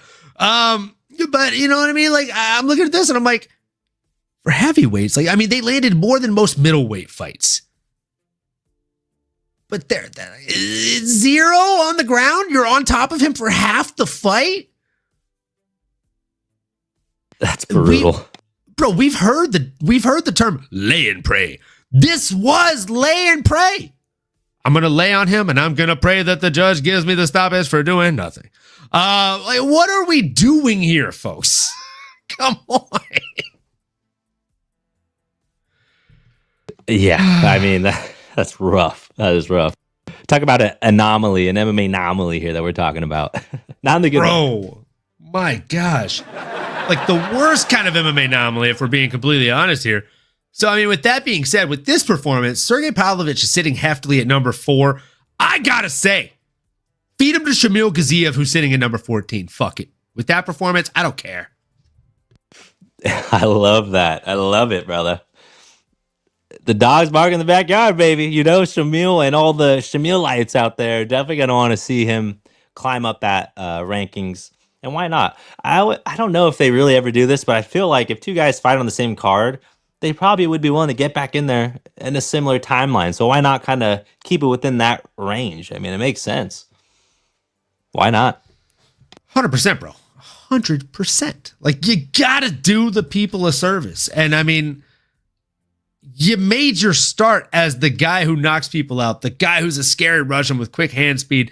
And with all due respect, you came out here and, I mean, you might as well call you William Shatner because you Shatner the bed, bro. Oh my goodness, it was bad. It was hard to. I was fishing for a joke there. That was Shatner though. It was a bad one. William Shatner, a great actor, a great rep. That is, never heard it. That's a good pull. It's off the top of the head. Oh man. Oh. Hopefully that joke was more exciting than the fight was, because again, it was not something to write home about, folks. With that being said, this is one that me and Nano, I think, butted heads on a little bit. I think Nano was riding high on the pirate ship that is Sharaputin Nurmagomedov. And I see him pouring up the shot over there, as he likely should. Because, I mean, and obviously we have a rule here. No man does a shot alone. So, unfortunately, when this guy gets it wrong, I got to do a shot with him. The good news is, when I get it wrong, he does one with me. So, we out here, baby. We out here, baby. No man left hanging. This is how we do, folks. Sharabutin, I don't even think I need to go in and do a breakdown on this fight. If you want to see how the fight played out, just go back and watch last week's episode. I already told you. I'm not trying to be a dick, but I literally told you exactly how this fight was going to play out. Karate point style fighting of MVP. Doesn't matter that he's going up in weight class. He's going to be faster. That actually helps him. It benefits him. Going up in weight class. He's going to bounce back out of range, land the quicker, faster strikes, and he's going to frustrate somebody who loads up on their strikes. Even though they're fluid striker, they still load up when they're throwing, right? So if you're loading up, that means things are somewhat predictable. Even a double spinning back fist, super unpredictable, right? But if I throw a spinning back fist on my left side and I'm forced to throw another strike directly after that, it's probably going to come from what side? Right side. Whether it's a spin or not. So to an extent, it's unpredictable predictability. And somebody that has a fight IQ like MVP, worst case scenario. If the matchmakers who work for the UFC's mothers own a wooden spoon, they should break them on those bottoms because they did a disservice to the Pirate. They had a chance to continue building a star and they gave him MVP and they thought that it was going to go well for them. And now MVP's like, you know the other guy at light heavyweight that you guys are building up? Let's go for that. Now he wants to go for freaking Yuri. What a savage. Well, Bro, at this rate, he might be our fighter of the Yuri. I'm telling you.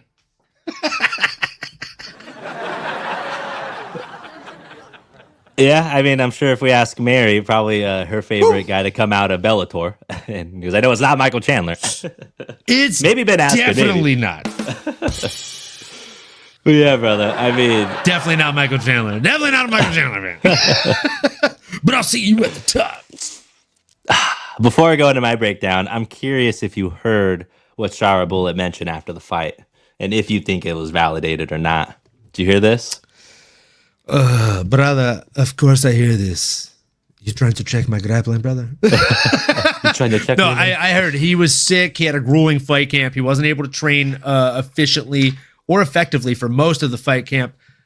Look, bro, if I say that I'm sick versus saying that I have a torn ligament or something torn, if I have something torn, you can get an x-ray on it. You can see that it's torn. Now I'm getting surgery to fix it. If I say that I was sick, it's a built-in excuse. And it's something that my manager told me to say. Miss me with that, bro. I think it's an excuse. I think MVP went out there and got the best of him. I think stylistically it was just terrible for him. Yeah, no, it was tough. And, you know, I'm here with Sav as well in the chat. We were both all in on Shara. Both have a broken heart. Both are on the mend. And to quickly paraphrase what he said exactly, it was, I knew all the risk when stepping in with such a, and I quote, nightmarish health condition and preparation. Despite everything, I felt I could win, but it didn't work, and that's it. Yeah, I mean, that, you know, without giving more detail than that, you know, the pessimist in me is saying, well, you're gonna blame it on a fucking cold. You're gonna blame it on a little runny nose. Now, I do also need to caveat this, and I'm sure Sav's gonna be with me here, and Dana, when he said, you know, this guy has one eye, right? Let's remember, this guy only has one eye. We're not built-in excuse again. Not a lie. But still, he was undefeated. It didn't stop him before. So all to say, MVP had Shara Bullet's number. I'm wondering how much a quote-unquote sickness and what was it? How nightmarish was that? I mean, what are we talking about here? Without knowing, it's hard for me to try to put myself into his shoes. And again, he obviously felt it wasn't deterring enough. Sounds like he's Khamzat. I think a little bit of Khamzat in here, a little bit of Arman Sarukian around. Just, I think all these guys need Ottoman Azaitar's potatoes. Okay, I think that's at the end of the day, that's what everybody needs. The freaking juju bean potatoes. or something, man. They need something, bro. They do something, man. Something's got to give. It's unfortunate. I think, to be honest, I don't know how much different it would have been if we got a 100% shower bullet. If this was 80%, it's still nothing in that fight gave me the vindication that he had an answer for the blitz, for that karate style that MVP has. Because every time he blitzed in, I mean, he landed cleanly. And he being MVP. I think I'm realizing that his bouncing is kind of, it's like a facade. I think it helps for him to, with his spacing and to be in and out without you knowing, right? Like if you see him bouncing, he's just like slowly stepping into your box in the range and you'd have no idea he's there. Connor used to do a really good job of that with his footwork. MVP uses the bounce and bounce with me, bounce with me. And I'm gonna start bouncing with my boy MVP. I mean, how do you not, right? I can sit here and be a loyalist to the UFC, but I love someone that's gonna come in and do what he has to do. And that's all he's done. He's answered the bell. He's fought everyone on the roster that we're throwing at him. He just went up a division. I thought that was going to slow him down a little bit. The speed carried over. He mentioned he felt a little slow carrying that for 15 minutes, not used to it. But he's saying he's getting more and more comfortable. And to be honest, I mean, if he wants to go up and fight Yuri, I mean, I like heavyweight sounds crazy. I guess he just wouldn't cut. Or maybe it's some sort of catch weight or something. I mean, honestly, I kind of wish the UFC would step out of the box and do this a little bit more, because that is a fun fight stylistically. I mean, how do you not get out of bed and want to see how that equation ends, right? I love it. I love the call out. But why wouldn't you make it at 185? Yuri was significantly underweight last fight, and he used to fight at 185, right? I think so. I guess that boils down to Yuri, his camp, his motivations. Shit. As someone that walks around like 190 right now, like without doing like a 15-pound cut or what have you, like I wonder how his body would react. Like maybe he's just like knowing like I don't want to like kill myself. I mean, he has a suspect chin at light heavyweight. Granted, it's when Alex is punching him, so that's probably anybody. But yeah, brother, I like it. I mean, to be honest, I think if Yuri wants to be a champion, it's gonna have to be at 185 or wait until Yuri retires, or wait until Alex retires. I would love that, though. I would love that. And again, I think with MVP, if he's not really like saying, hey, I'm trying to be a champion, like just give him some fucking good fights. And that is a good fucking fight. So I love it. I think formally, you probably do have to do it at that middleweight. But dude, catch weight, I wouldn't even care. I would just pay to see that. I would pay to see that one. So I love it. Shower bullet in terms of what's next. I mean, Dana mentioned trying to get him in the States. I don't know if that'll happen. So if it's another overseas card, I mean, I'll pay him to fight anybody. But I think he got a little exposed there. We need to see a little bit more from him.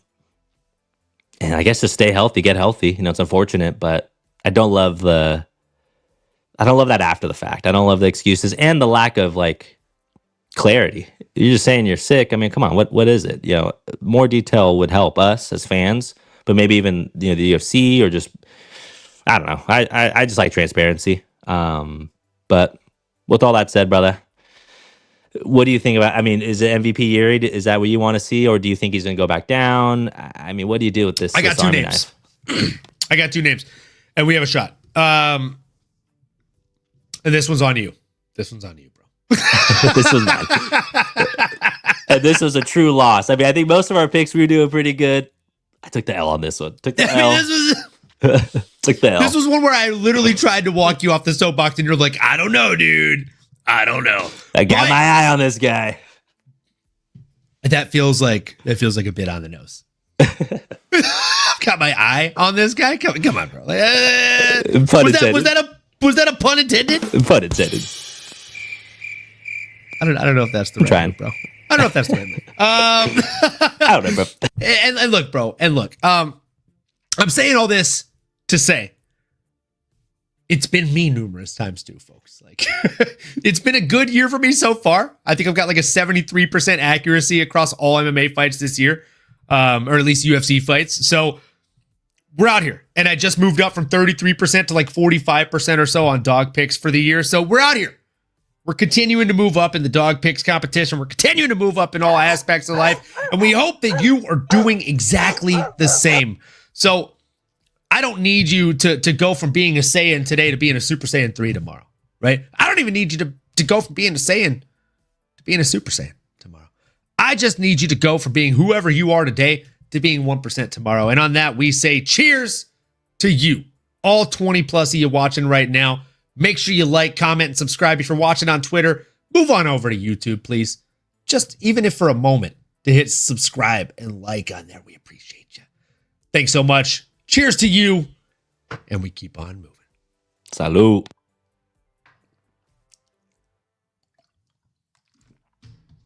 So, with that being said, folks,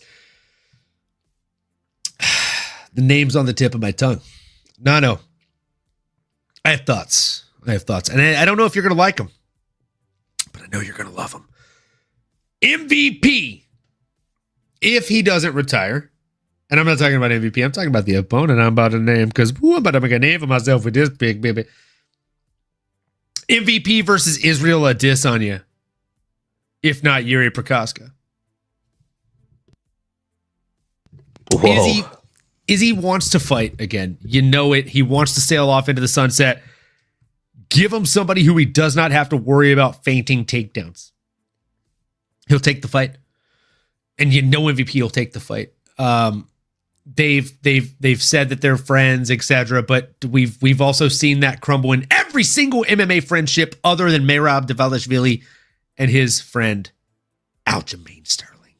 So, look, I have 2 autographed cards right here of Rashad Evans. Right, I got the Legends one, I got the old one, and shout out Drew for the birthday presents for the last 2 years on that. Felt like a Christmas gift for my birthday. With that being said, that tells you Rashad Evans is one of 2 of my favorite fighters of all time. So, like, we've been here. We've seen this happen where they're like, no, we'll never fight each other. We're friends. One half of that relationship is usually true and the other half not so much. So we saw Rashad Evans say, I'll never fight John Jones. I'm helping him come up. I'm teaching him everything I know about MMA. And then they asked John Jones like a month, 2 months later. And he's like, oh, I'd love to fight that guy. I look up to him. It'd be a great test for me. Like, come on. So, like, I like it. And again, like when we saw that happen with them, they were both training at Jackson Week. They were training at the same gym. These guys don't even train at the same gym. And then what happened is they asked Rashad, hey, he said he'd fight you.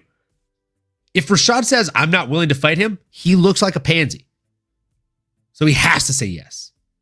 And they're like, oh, well, he signed the dotted line. Are you going to sign the dotted line? You have to sign the dotted line. And then John Jones is half his age in fight years, at least. So they're like, okay, cool, we'll take John Jones. So then he has to go and find a new gym. So I'm doing all this to allude to the fact that these two have said that they won't fight each other, but I just think that that's not the case. I think we could see this matchup. They don't train together, especially not actively. And stylistically, it'd make a great fight. And I don't know about you, but like Nano, I love you to death. You, I would say, are one of my best friends. I would say that you are like a brother to me. If Dana White said, I'm going to put you guys on the co-main event, I want you to beat Nano's ass. Brother, depending on what the dollar sign is, I really hope you're not going to take any disrespect to it, but I'm signing, dude. I was going to say, we got to get a check, baby. We got to eat. I'm signing. We'll I'll buy you a drink after if I win. And if I lose, you better buy me one, kid. Damn straight. Damn straight. Bloodied, battered, black-eyed and all, baby. You know where to find me. Both of you got to take the fight. I'll bring the beers. I'll bring the beers. Let's go, kid. Dude, like, that's the thing. So, like, my dad said every year that I was growing up, look, son, shit talks and money walks. Like, so, like, that's a fact, bro. Money walks, bro. Money walks the line. If Dana calls me and says, hey, I know your last fight, you made 50K. I'm willing to pay you 100K, or I'm willing to pay you 150K, whatever the case may be. Like, I love you, kid, but I'm signing the dotted line. I'm going to punch you in the mouth. And then again, when your mouth is sore, I'll buy you a shot of whiskey, tequila. You pick the poison. It's on me. I'll bring the beers. I'll bring the beers. Yeah, I will happily, eat my lumps, take my wounds, lick the wounds as I'm going to the bank to cash that check. Come on, baby. You know the vibes. Absolutely. I do dumber things for less. But if there's a check involved, you know, would catch me, baby. Come on. Absolutely. And with that being said, like, we got to talk about, I know usually we only talk about the biggest winner of these fights, but we've got to talk about the biggest loser in this fight. And that is Shara Bullet, because he was a hype train, right? You know, cue the choo-choo here. Look, Shara Bullet was a hype train, and he still has potential to be one. He has one eye. He's got the look, which apparently Abdulmanap Nurmagomedov was not a fan of. Kicked him out of the gym because he refused to cut his hair. Fun fact: he used to train with the Nurmagomedovs, but he wanted to be a pretty boy, as Abdulmanap said, and so he got kicked out. Kind of a weird reasoning, but I'm also not upset about it. Like, if I'm the coach and I say something and you don't do it, you're actively choosing to get cut from my gym. So, with that being said, we got to talk about this young man. This young man who has really great striking, but as Islam Makhachev would say, we got to check this guy's grappling, brother. Nobody check this guy's grappling. He has black belt. He has black belt. Who give him black belt, brother? We got to take this guy's black belt. He give bad name to Brazilian Jiu-Jitsu. Damn straight. Who give? That's what I say. Who give this? Can we just all admit, everybody in the chat right now, give me a yes or no. You don't have to say anything other than that. If you're on Twitter, I know you have the option to comment, so I want to see these in here. If you're on YouTube, it goes without saying. So just let me know, yes or no. Is Islam Makhachev the funniest guy in the UFC that doesn't mean to be funny? Because I feel like he's like hands down, yes. Brother, dude, I mean, he is definitely up there. If you want your sons to be good grapplers, send him to Dagestan 3 years and forget. There are some funny dudes. I mean, no, he's definitely one of them, because he does. It's like he doesn't have to try to be funny. It's just he says some funny ass shit. He's got good humor. And I was telling my homie the other night, like, I think he has Asperger's. Because he's so off the cuff. DC, when's the last time you trained, brother? How much you weigh? He's like, you want your son to be good grappling? Send him to Dagestan 3 years and forget. He's on 2, maybe 3 years. He's like, what? 2, 3 years? And just forget. Just forget. Yeah. No calls. Just forget. You send him 1 year, you get one phone call in 6 months. Oh my God. Yeah. I mean, gotta love the spirit. He's so genuine. Man. Oh yeah. I mean, he's on a short list. I really can't think of anyone else that like isn't intentionally like trying to be funny. I mean, Nate the Trade, he says some funny ass shit. I mean, I know he's not trying to be funny, but some of his slogans are just too damn Hey, Austin, check out this bicep. Kick my ass, see what happens. Kick my ass, see what happens. My favorite thing he's ever said was when he's like, he was asked at UFC San Diego. We were in the crowd, me and Drew. He was like, you dropped your opponent multiple times and you didn't pursue ground and pound at all. Instead, you turned around and walked away from him with your arms up towards the crowd. What was going through your mind at this moment? This dude was like, man, you ever seen the movie Gladiator? You win the people, you win your freedom. Oh, tonight I want my freedom. I kid you not. I don't know if you heard it on the commentary, because I have not gone back and watched these fights, which is typically a bad habit of mine. When I'm there in person, I don't go back and rewatch these fights more often than not. Because I'm there, bro. I'm there in person. I don't know if you heard it in the audio on the fight card, but in the audience, when he dropped Onama the first time, he turned around, threw his hands up, walked towards, and we were on the side he was walking towards, and he yells, "Are you not entertained?" Like, dude is a psychopath in the best way for MMA, bro. It's so good. He's a legend. Oh, dude, he's too good. I'm looking at all his quotes right now. I mean, he is. I see one, and I hope this is real. But he says, I got a highlight reel like Evel Knievel. I got swagger like Elvis Presley, and I'll be damned if I enhance him. That's fucking great. That is legendary. I need that on a shirt. I don't know if you saw me finishing it, lipping it as you were saying it. Yeah, that's a real quote. That's fucking great. And fun fact, folks, if you don't know who we're talking about, Nate the Train Landwehr, before he even made it to the UFC, he made a career over in Russia beating Russian dudes. Like, he's like, let me not take the easy route, because dog barks in the backyard. Beat my ass to see what happens. Dude's an absolute stud, folks. And all this to say, like, this started off a side story about Shara Bullet getting kicked out of the gym. Nano, I haven't even told you what I think is next for Shara Bullet before we move into this main event. So I got to tell you, I got two names on the tip of my tongue. Okay. I got Paulo, the Eraser, Cigarette Juice, Costa. Think that'd be a fun matchup. Or the loser. No, actually, no. No, sorry, not the loser. Not the loser. This is a different one. I'm getting ahead of myself here. Marvin Vittori, who has been, he probably feels like a loser on Twitter here lately, the way he's been calling for fights. But Marvin Vittori, all the way from Mordor, all the way from Mount Doom, he's been calling for a fight against literally anybody. And I just think that it makes a lot of sense for him to fight the loser in this one, in Sharabutin Magomedov. You're trying to build this guy. It's a possibly winnable match, but at the same time, he could also end up taking him down, right? I think Paulo Costa is probably the better match because he would want to just stand and bang with the kid. Nano, what do you think should be next for the Bullet? Yeah. And I do want to, let me start with MVP because I don't think I mentioned anything there. I do like Erie, but honestly, I think the obvious matchup might be Stephen Wonderboy Thompson.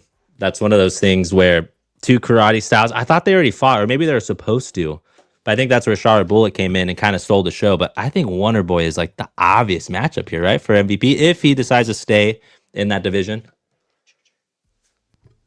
I think you're right. Yeah. And then for Shara Bullet, honestly, let me pull up the rankings here, but yeah, if Wonderboy's still fighting, that makes sense. I think so, man.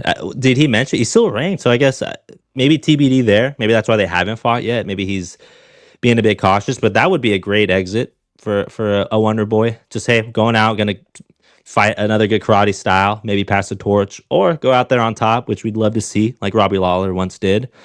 Man, again, in terms of what's next for Shara Bullet, it's tough, man. He's in a tough spot. Like,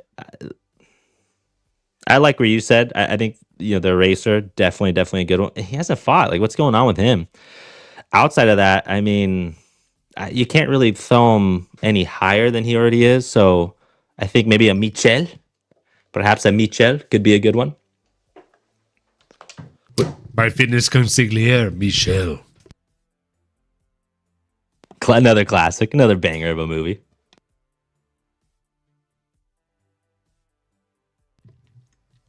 Absolutely, man. Dodgeball, for those of you that don't know.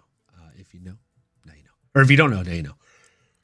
And with that being said, we got to move into the main event, folks. We got to move into the main event of the evening. It's time to talk about Israel Adesanya coming in there against Nassourdine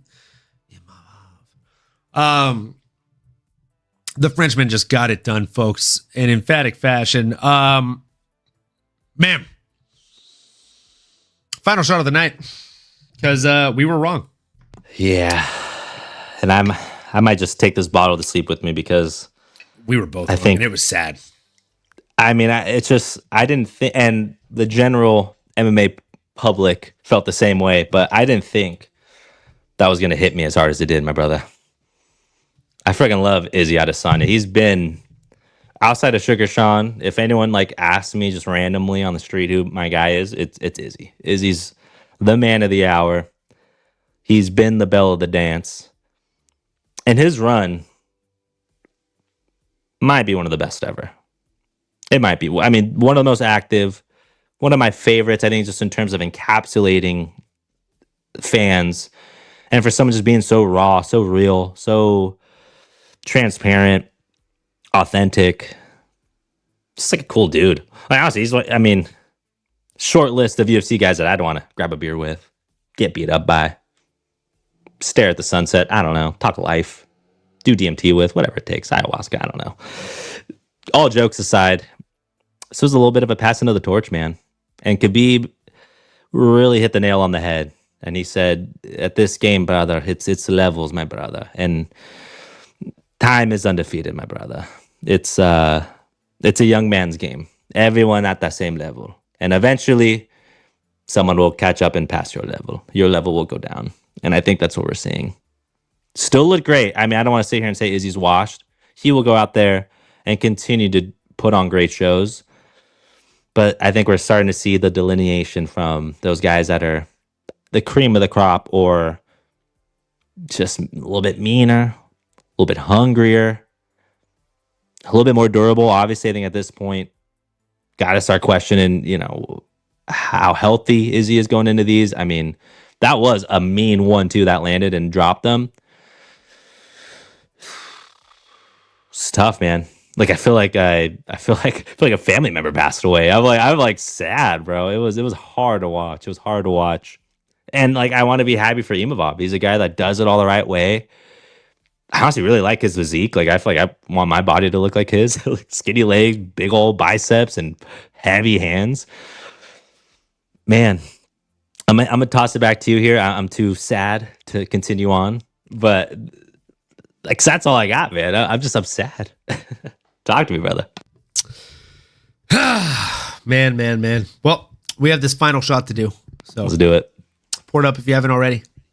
I'm Reggie. Reggie like Bush, baby, as we like to say. Folks, this is the final one of the night. Cheers. You've stayed with us for all 2 hours. We appreciate each and every one of you. Hit the like, hit the comment, hit the subscribe, smash the bell for notifications. And if you drink, raise one up in honor of a legend in Israel, Adesanya. And if you don't drink, raise up a glass of water or whatever it is you're drinking right now, because this man deserves your attention. Cheers to you. Cheers to that. Izzy.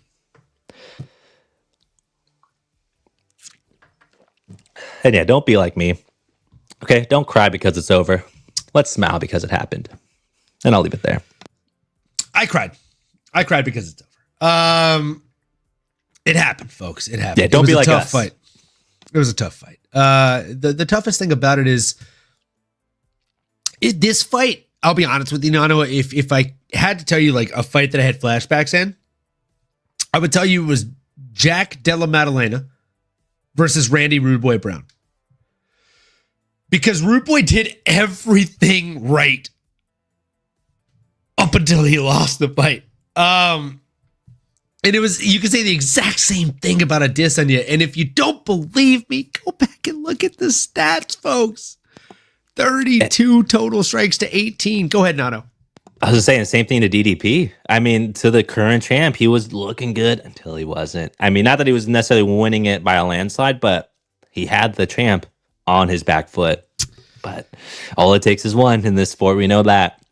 And the chin is, I think, slowly turning into glass, unfortunately.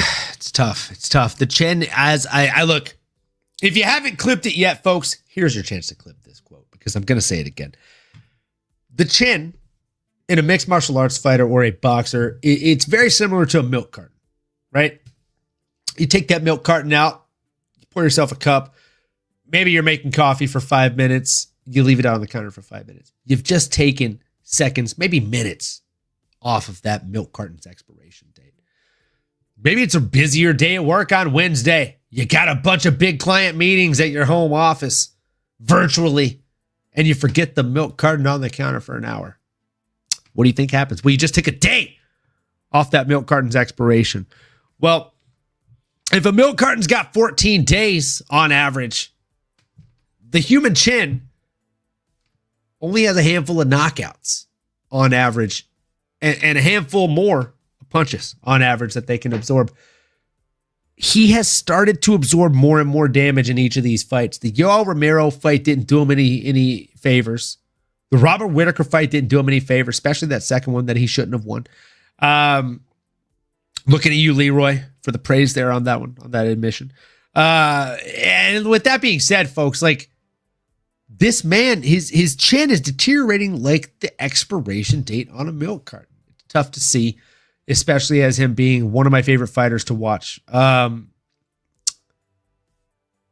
literally remember having a surgery when I was scared for my life years ago. And in the hospital bed, after having that surgery, Nano remembers this shit. Like, I literally watched Israel Adesanya fight. And it obviously made me feel a little bit better, you know? Fun fact, it was his fight against Brad Tavares. It was a great fight. It was a decision win for him, but he looked really good and it showed levels to his game. So I've watched this guy since the very, very beginning of his UFC career. And even before then, when he was, fighting kickboxing, he had 75 wins in kickboxing. Think about that. 75 wins in kickboxing. He didn't take 0 punches. He had all that before he even came to the UFC. That's like having 7 kids before you find the man of your dreams, bro. You got some baggage, man. Like, you're coming into it. It's understandable. It's understandably so. You've had a whole lifetime before you met this dude. This dude being UFC. So Izzy didn't even meet this dude until he had already had like over 80 fights in kickboxing. And fun fact, folks, if you haven't watched those fights, do yourself a huge favor.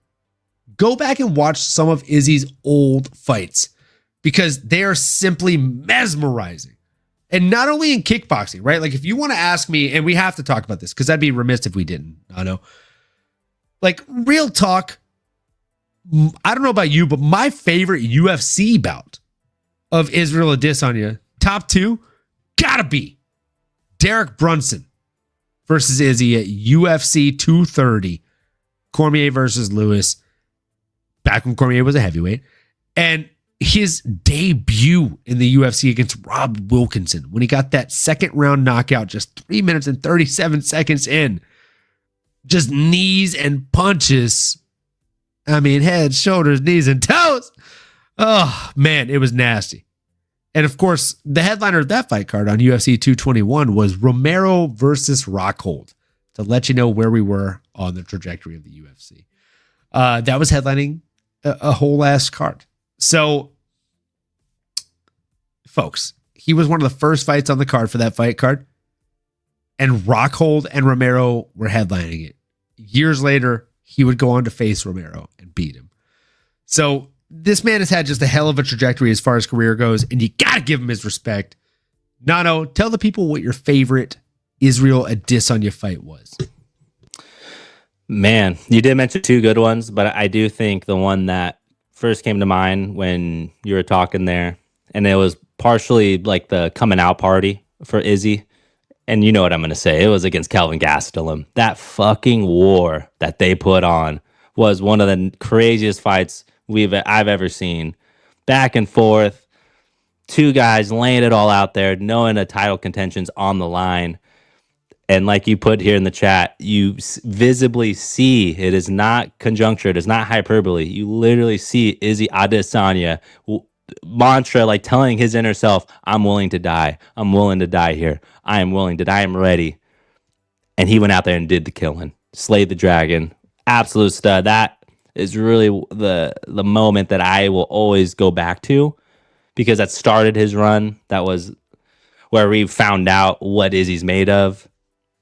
11 title fights in the UFC. 5 title defenses. The first 2-time UFC middleweight champion.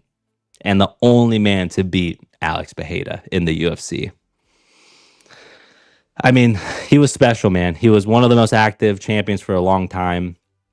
And like we said, man, this is a young man's game. And this was a passing of the torch. Again, right? I mean, it's not like this is his first loss. But the reality is that Nassourdine Imavov really solidified himself as a dude. I honestly want to see him fight DDP. I want to see him fight Sean Strickland. Khamzat, Khamzat's crazy. He's an animal. I'd love to see it, but I think Khamzat goes out there and dives from the other side of the cage and rips his leg off. So, I mean, Nassourdine is a dude. He is a dude that deserves all the credit. I know we've been spending a lot of time talking about our boy, the legend, and rightfully so. But now he's him. Now Nassourdine really catapulted himself as potentially the next guy. I don't know if they're really going to call Khamzat. I don't know if he wants to take that. I think if DDP goes out there and wins next week, which I think he should. A little spoiler, I won't be here Friday, but yeah, so DDP versus Chimaev will probably happen. And then I think with Nassourdine, you are kind of stuck between a rock and a hard place. I'm also curious if you even want to see Izzy fight again. I kind of don't. Because I don't know who I want to see him fight. I mean, what other chess match do we need to see, right? What other... I don't want to keep feeding him to the I'm going to jump in, bro. I want Khamzat versus Nassourdine. You do want that. Ooh. I do want it, bro. I want the Sell smoke. It to me. Sell it to me. Why should I inject this in my veins? Talk to me. I'm going to tell you right now, because Nassourdine just beat the guy that has been, like, we talk about gatekeepers as the people that stop you from getting to the top. But for years before this, he was the gatekeeper at the middleweight division for real, because he held the gate, and the gate is the belt. Just like Anderson did before him, just like Demetrius Johnson did at 125. He is the gatekeeper of his respective division. Is Izzy Adesanya. He's done his job. He's held it down. He doesn't need to fight the Khamzats of the world. He's done his time. But Nassourdine, he just beat that guy. And now you have somebody else who's been sitting and waiting, having COVID, having setbacks, and waiting to get back in there and really prove his wealth, prove his rust in there in the MMA octagon that is known as the UFC. I just think Nassourdine coming off such a big win. This is a bigger win for Nassourdine than any of Khamzat's wins ever. Ever. You combine all of Khamzat's wins and this one beats it. I mean, his resume is crazy, bro. Nassourdine's resume is absolutely bonkers. It's insane. When you look at the guys he's been beaten, I mean, since 2021, took the hype out of Edmund Shabazian, beat Joaquin Buckley. He lost to Sean. It was a decision, though. They went 25 minutes. Roman Dolidze, that was a fun fight. That was a really tough one. I didn't think he was going to get through a big, bad Roman Dolidze, but he took care of it. Jared Cannonier, who might be, on his way out, but took care of him in the fourth round. The sniper. Nassourdine the sniper. I mean, not much of a more fitting name, and honestly, probably one of my favorite nicknames right now. The sniper? I mean, fuck. He sniped our boy. That's what he's doing. He's going out here sniping. I didn't even think about that. He's fucking Chris Kyle. He's fucking Chris Kyle out here. Brother! Beat our boy BA. All in. Brendan Allen. And that was, I think, for me, where I'm like, okay, he's somebody. Because he's the guy. He is Himothy. He is Hemi Neutron. And I heard they might be coming up with the new Hemi Neutron. I'm actually really excited about that. I digress. That resume is worthy of a title contender, in my opinion. I love Khamzat. I think he's the obvious cash cow right now for the UFC. But do you think, I mean, obviously you don't, because you think Nassourdine and Khamzat should have that number one title contender. And is that what I'm hearing from you? Yeah, I think so. Yeah. I mean, Nassourdine needs to have some kind of title contendership fighter. Like, he needs to have a Khamzat, and I think that the winner of that gets the ultimate fight for the belt. I like it. And I agree. Nassourdine is on that short list now. He is. And he's I mean, as Gambit said, he went out there and made a name for himself out there on Saturday morning. You know what I'm saying, man? I will never forget what happened here today. That was tough. If you survive what happened here today, just remember and get yourself a drink. And what about Izzy? What's next for our boy? Coast off in the sunset, or? I mean, like I said, I think Izzy payday versus Yuri or Izzy versus GSP. Or sorry, not GSP. Whoa. GSP versus Izzy. No. Yuri. I think Izzy versus Yuri or Izzy versus MVP. Oh, yeah. Damn, Those that'd are be the really best fun, fights. actually. And I think it's same thing. Like those three Izzy guys. versus MVP are fun, bro. And MVP has made it. He's made his name. He's made his staked his claim that he's not here to win a title. He's here to disrupt. He's here to disrail.